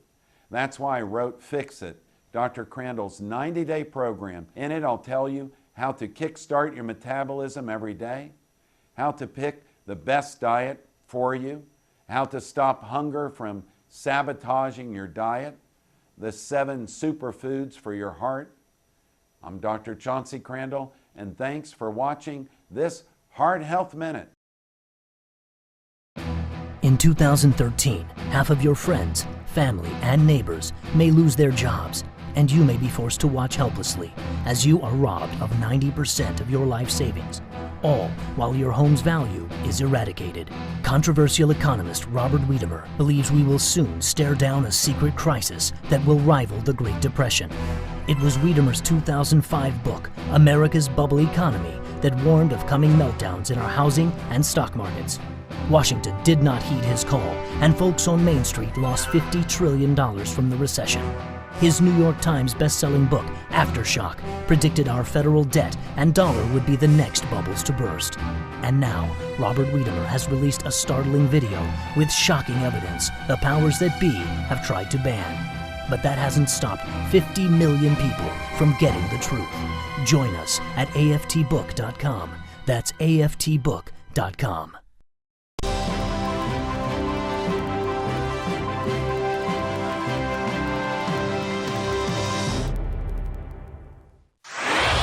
Microphones hot. Satellite link established. Studio lights illuminated. Cameras rolling. Audio and video encoders firing ones and zeros. Internet stream is streaming. The most technology advanced radio show is on the air. Here's the captain of this enterprise, Steve Malzberg. I think they focused on the death panels, which will be coming. Call them what you will. Rationing is part of it, and I agree. It's huge. It's going to be a huge issue, and that's something else about which the president was not fully forthcoming and straightforward. All right, so you believe that there will be rationing, aka death panels?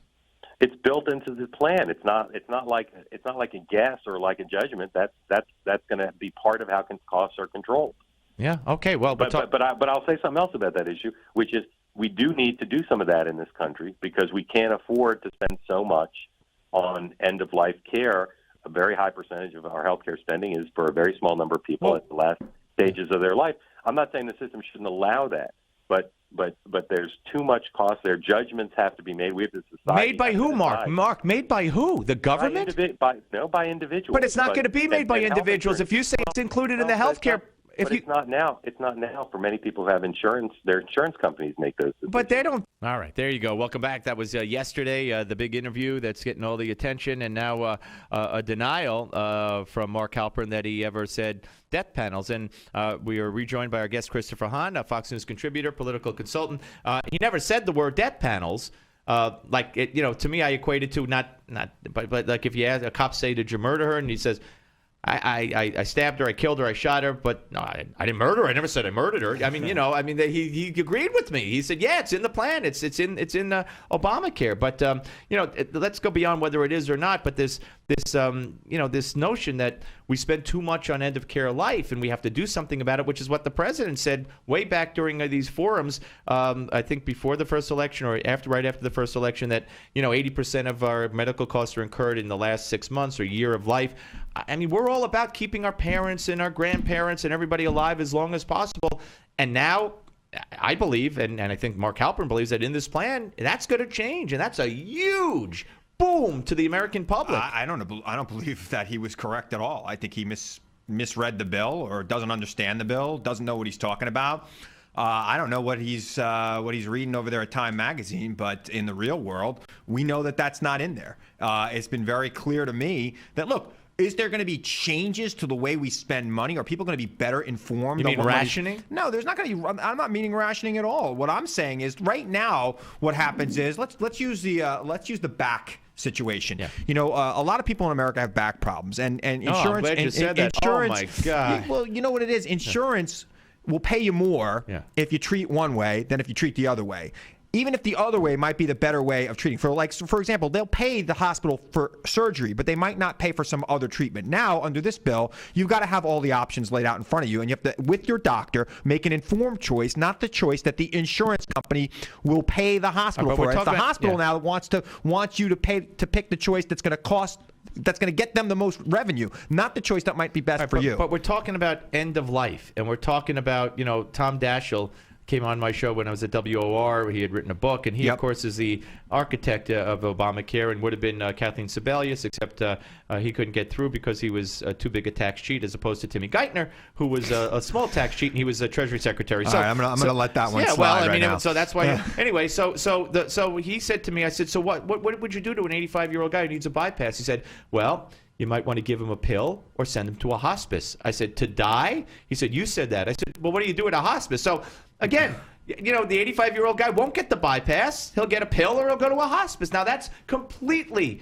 counter to what we do now and what we strive for now to keep our parents and our loved ones alive as long as possible. I mean, that's a culture shock we're headed for. We're still going to do what it takes to keep our parents and our grandparents and our loved ones alive. With a pill instead of the operation? No, I don't believe that's the case at all. I believe you're going to have more informed decisions made by doctors and not by some bureaucrat deciding in a hospital or an insurance company what will pay the most and make the most profit. Right now, it's all about how are we going to profit from these people. And I think a lot of people spend their last days in constant surgery and constant treatment where there may be no hope at all at that point in time. They're not informed of these decisions. The decisions are being made by people who want to profit from their pain. So they should be told there's no hope, as opposed to trying everything that can prolong their lives. They need to try things that can prolong their life and not waste times with things that are not going to prolong their lives. And right now, Steve, and I know you're a smart guy, I know you've seen this. I've seen it. There are things that happen at the end of life care where people will listen to whoever's telling them what to do, but they're not really talking to their doctor and they're not making informed decisions. Now the information will be available thanks to this bill. Well, Mark Halpern's completely wrong. I completely disagree with you, and I think Mark Halpern's is being completely honest, and that he refers to it, and I always forget if I could find the IPAB, which is the panel that's going to decide on rationing.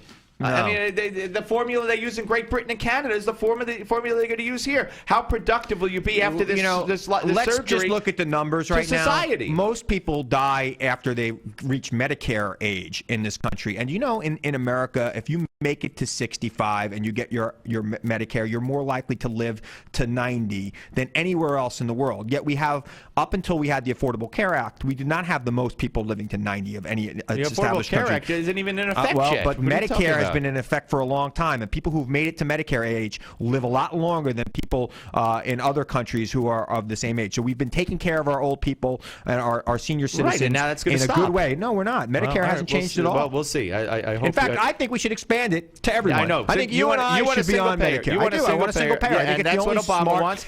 And it's the affordable way to do affordable care. And that's why he knew that he was lying for 3 years when he lied for 3 years, and then his whole hope is a single payer and to drive the insurance company out of business. Admiral Akbar. You found out that there's a trap. What Star Wars reference now? All right. Yeah. Anyway, somebody at home got it, and they're tweeting about it, and they're loving it. Happens to me all the time because everyone in that control room is 25 years old. So somebody's laughing somewhere right now. If I make a reference over anybody, except for here he is. Yeah, all right, he gets it. Adam gets it. All right, let's go. Christopher Hahn, political consultant, Fox News contributor here on the Steve Malzberg Show. This Iranian deal. Yes. I haven't heard. I mean, even your old boss, Chuck Schumer. I haven't heard one Democrat elected official. I've heard the Ayatollah. I've heard the foreign minister of Iran, the president of Iran, our president, our Secretary of State. They love it. But I haven't heard anybody else who likes the deal. I'm dubious on the deal. So, I mean, look, I think it's what we did was not really a deal. What we did was a pause button on their nuclear program. I want to see them give back. And in 6 months, when it's time to come to a permanent agreement, there better be some give back from the Iranians, or I don't think the Senate's going to be happy, and there'll be more sanctions, and there'll be no deal. And I don't think the president will be able to enter into another deal. He's going to get a lot of political pressure from the left and the right over the next couple of months, especially people in New York like myself and my former boss, Senator Schumer, who are dubious on this. We want to see the Iranians really come to the table and give us something. Well, all they agreed to last week was to not move forward. They froze their program in time. I want to see that program dismantled. Centrifuges. I want to see it dismantled. I'm sure you do too. And if the president doesn't, he's going to get a lot of pushback from the Democratic Senate as well as Republicans. But in the House. what does he care? He's not running for re-election. Everybody hates it now, and he did it anyway. And why would he care? The president despises, in my view, the state of Israel. No, he doesn't. And has been looking to embrace the mullahs and the ayatollahs who have the blood of Americans dripping from their hands. They're still killing Americans in Afghanistan, and he overlooked it. He'll overlook the 3 American prisoners. He overlooked the dead Marines. He overlooked everything to sign this deal. I think that we need to move forward and get a deal, and you're right. Those things need to be addressed that you just talked about. I didn't even say Hezbollah. If they're not addressed in the next 6 months on this new deal. So you're going to get. So you think the Senate will wait on sanctions for 6 months? No, I think what the Senate's probably going to do when it comes back in a week is they're going to vote on sanctions that take effect immediately upon the end of the 6 month period. Okay. And I think that that's probably the right course of action because it's really going to put some pressure on the Iranians to act. And if they don't act, they're going to be hit with a sword of Damocles. So I think you're going to see some serious debate in the Senate over this, and I think you're gonna see some serious action. If they don't give back, there's going to be no deal, and the sanctions are going to be worse. Let's talk about the Senate for a second here. The nuclear option again. Nuclear Iran or no. The Harry Reid nuclear option, which of course was blasted as a possibility, but in 2005 on the floor of the Senate by Obama. I played that. By Biden, I played that. By Harry Reid, who just talked about the wonderful history of the filibuster and how Biden specifically said, "I pray to God that when my party's in power, we don't make a naked power grab like this." Well, of course, the Republicans didn't do it in 2005, but the Democrats did it now. Under the guise of filling a court that doesn't need filling. That's filling. No, it doesn't. It doesn't need more justices Steve, at all. Let me explain to you. Elections have consequences. Oh, they do. There have been 160 presidential appointments filibustered in the entire 214 years of our republic. 84 of them were for this president. Right. Half of them. And many of the judges not necessary. No, they're all necessary. No, there not. are 11 seats on I'm an attorney. Are you an attorney? They're not needed. I used to work in the federal courts. Did you work in the federal courts? There's a balance on the court right now. No, there isn't. There's 4 and 4. There are 11 judges for that court. There are only 8 slots. This president gets 3 picks. This that Senate are gets to confirmed by confirm the it. Senate. Yeah, confirmed. Advice and consent. You know what? Their elections have consequences. Really? And the Miguel American Estrada people, was filibustered the American 7 people times. Where was the consequences again, then? There were 32. But where were the consequences of Miguel and there was a deal Estrada? made, and the president got his appointments through. He didn't get Miguel Estrada through? We can't make a deal so with you the babies changed the on the 100-year-old Republican Senate rules of side. the Senate. Yeah. Yeah. You know what? You know what? And you know what? I love the And you think Republican the response. American public You favors know that what? too, I love right? the Republican Right? response is, this is the worst thing that ever happened, and when we get in, we're going to make it even worse. That's their response. They Their darn response is, well when we should. get in there, we're going to make it even worse. But guess what? Right. And they will get in. The American people aren't giving them back the Senate. Well, okay. And they're never giving them back the presidency. Let me ask you I mean, this. we're not going to Right, have President Ted Cruz right. or Marco Hillary Rubio. Clinton. What difference does it make that Ambassador Stevens died? That's going to get her a lot of votes. But let me ask you this. What? No, she didn't say what difference does it make. Right. When Why he died. Why they did Was it an attack? Was it a planned Right. attack? And she The didn't difference know. is the man Right. is dead, and we're Right. trying to figure out why Right. it's dead. I know, we can't the figure it Republicans out. in the Senate and the House decided to make a spectacle of the guy's life. It's amazing to me. All right. They're a travesty. They should be ashamed right, of themselves. Yes, absolutely. Tell it to the parents of all those dead people who lambast Hillary Clinton on a regular basis. Yeah, well, you know and more they're than angry, the parents, and right? they are angry Why? because their kid And has who? died. And who are they angry Look, at? you Who are can't- they angry you at? know what? We don't Hillary run, Clinton they're and angry because President they're Obama. angry because their son died. But I'll tell you, they went into a Who war are they zone. angry at? Look, oh, it's their own fault. They knew what they were getting into. Really? I'm not saying it's Then their why fault, was but they Christopher knew what they were Stevens getting denied into. the security he so desperately requested? I don't know. I know you don't. You know We'll what have to Hillary figure said to that that? out. What difference does it make? No, she said, what difference does it make? all right. Why? Was it over a All right. video? Was it over a All right. One protest? more Was it an question. act of terrorism? So the Democrats are going to run on Obamacare, as Debbie Wasserman Schultz says? That's how they're going to keep the Senate? Is if that the it? Democrats are running on Obamacare next year, there won't be any, if they're able to, I'm saying, there won't be any Republicans left in the Senate. If that would Okay. mean it would be a success. So All what right. I'm saying right now is I don't think Democrats are running on Obamacare. What will they run on? I don't know. We'll see. But you're confident they're going to keep the Senate? Like I said, I'm confident that the Republicans will overreach because, and you know this, you've been around long enough to know, they're crazy. They're gonna. Yeah, right. I've been around long enough to know that the media will do anything to portray them in that light. Yet I'm also been around But they long do it enough to know. themselves. Yet I'm also around long enough to know that they have a majority of the governors. They gain seats in the House. They're going to gain seats in the Lose in Senate. Pennsylvania next year. And until Obama, who was not scrutinized by the media one iota, they hadn't had a majority of votes in a presidential election since They've had the since last Jimmy two, Carter. but the last two they had the majority since of votes. Obama. And he Right. deserves his picks on the court. Yeah, well, so did George Bush. He did, And he got him. He got a deal. He made a deal. All right. There were 32 All right. complete Right. filibusters, Right. federal for Okay. both judges, and it was only 8 Barack judges. by the way. Obama's picks 8 judges are overruled. radical leftist maniacs. No, they're not. And they're going There were to influence the country for 40 years. No Republican even had a thing to object to about these 3 judges. Right. They just didn't hate want him Obama there. because he's black. Yeah, right? no, they hate Obama because he's a Democrat. Okay. Republicans have an entitlement Gotta go. problem. Great talking to Happy you, Christopher Thanksgiving. Hahn. Happy Thanksgiving. He's going to go home and cook now, folks. I do. 25 Mary people. Matlin's making cookies. He's making turkey. I'm making turkey. I go home to a non-smelling house. Nice. We're coming back. John Bolton will be here on the Steve Malzberg Show, Newsmax TV and radio. The Steve Malzberg Show. Are payday loans ruining your life? Are payday loans ruining your life? If you have 2 or more payday loan cash advances, listen closely. You may be eligible for a program that payday loan companies don't want you to know about. This program will get payday loan companies out of your bank account and put an end to the payday loan nightmare. Call for free information and find out if Payday Loan Support Center is right for you. Payday loan companies usually trap you into paying rates as high as 700%. We understand payday lenders' tactics. Don't let them take advantage of you anymore. All you need is 2 or more payday loans to qualify. We can help even if you're behind in collections or have bad credit. Internet payday loans qualify for this program as well. So call 800-250-5084. That's 800-250-5084. The call is free and the consultation is free. Don't miss out. Call for your free information on payday loan relief. 800-250-5084. That's 800-250-5084. Again, 800-250-5084. Newsmax Magazine is proud to present a special tribute to our 40th president, Ronald Reagan. It's a very special documentary and commemorative issue of Newsmax Magazine celebrating the centennial of President Reagan's birth. First, here's a video clip from the award-winning documentary, Rendezvous with Destiny.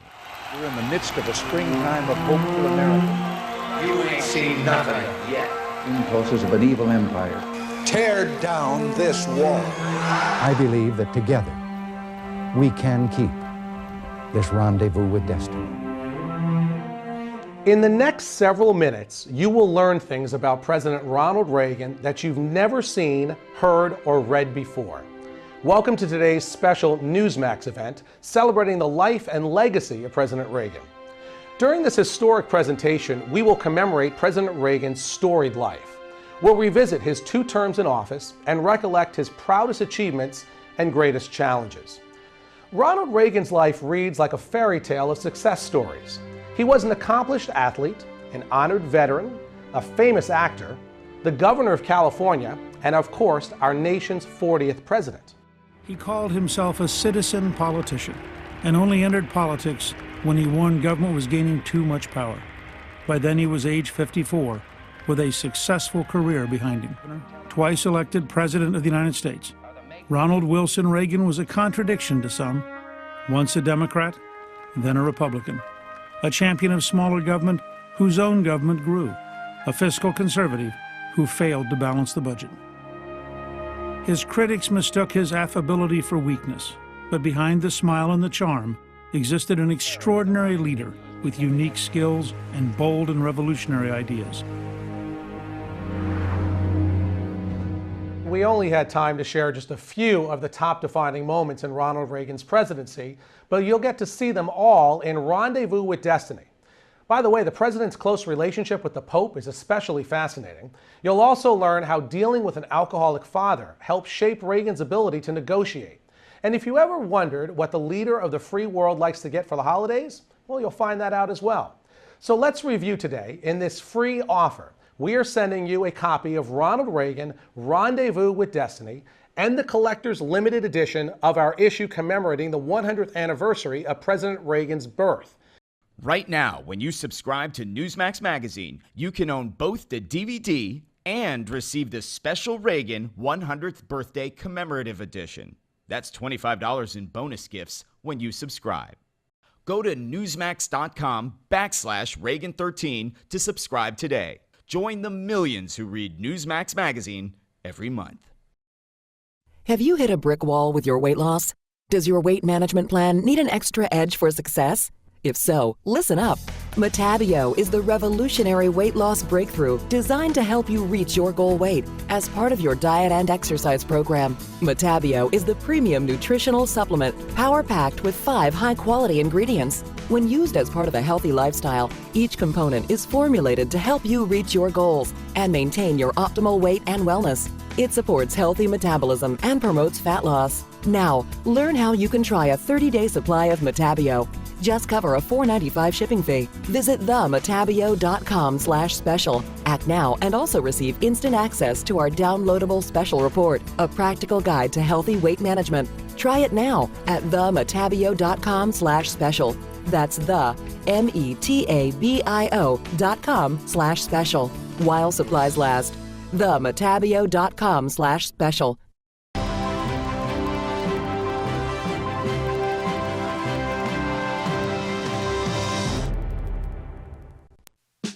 Get off the sidelines and be a part of the show. Call Steve toll free at 1-877-Newsmax. That's 1-877-639-7629. Here is Steve Malzberg.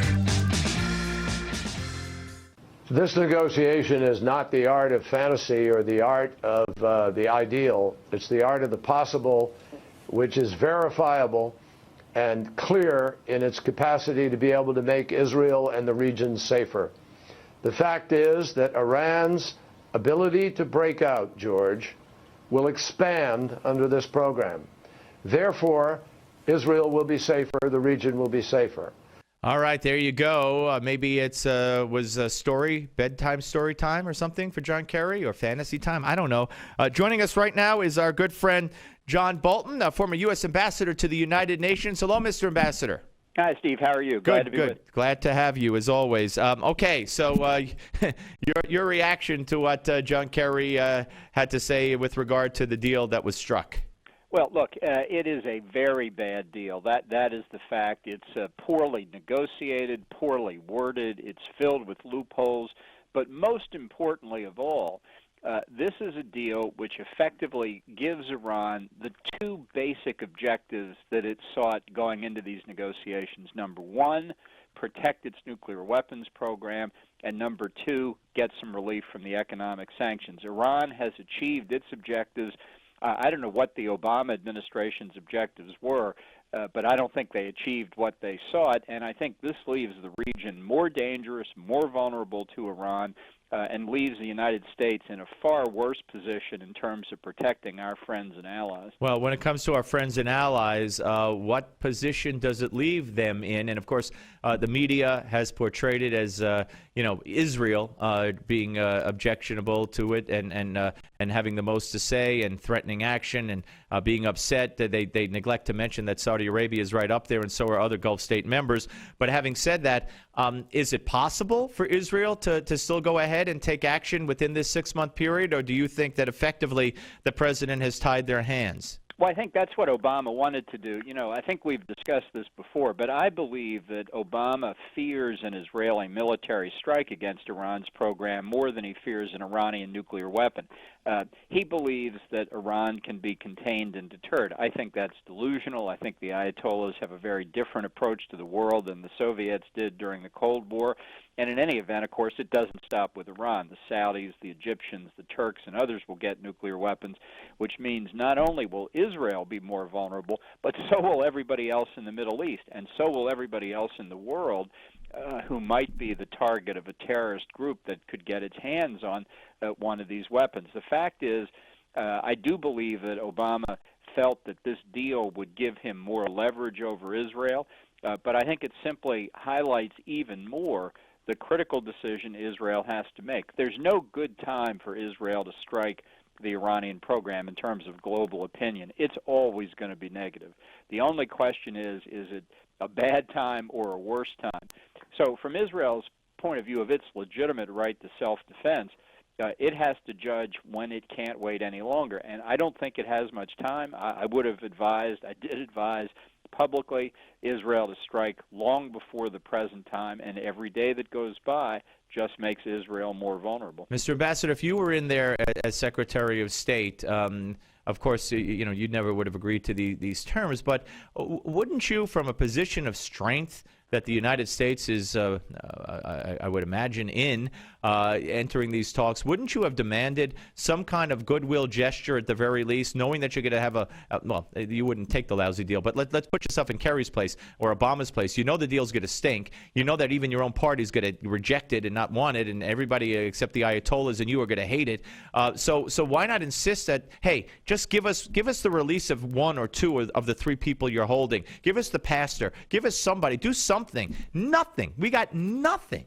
Yeah, look, if the program that Iran has been pursuing for 25 years were truly peaceful, it would be incredibly easy for Iran to demonstrate that, to do exactly as you suggest, purely as a goodwill humanitarian gesture, release these prisoners who never should have been imprisoned to begin with. But that's not the nature of Iran's program. It has always been a military program. And, from Kerry's point of view, the best diplomat is the diplomat that has a strong sense of American power at his back.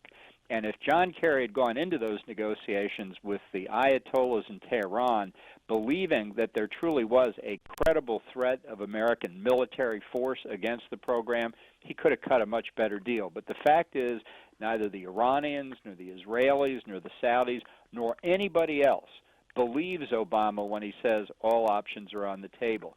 And that, even if Kerry were inclined to try and cut a tough deal, I don't think even Mother Teresa could have negotiated that, given how weak Obama's position is and how well the Iranians understand that. Unfair to ask you this. We have much less than a minute. What happens in 6 months, in your view?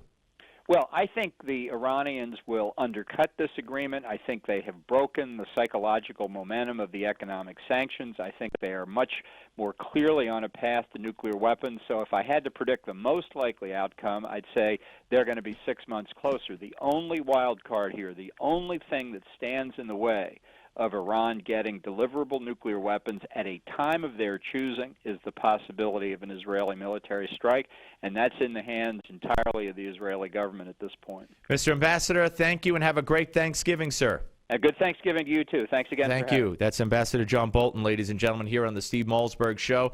All right, we'll do it again tomorrow, 3 to 6 Eastern Time, God willing, on Newsmax TV and fine radio stations all over the country.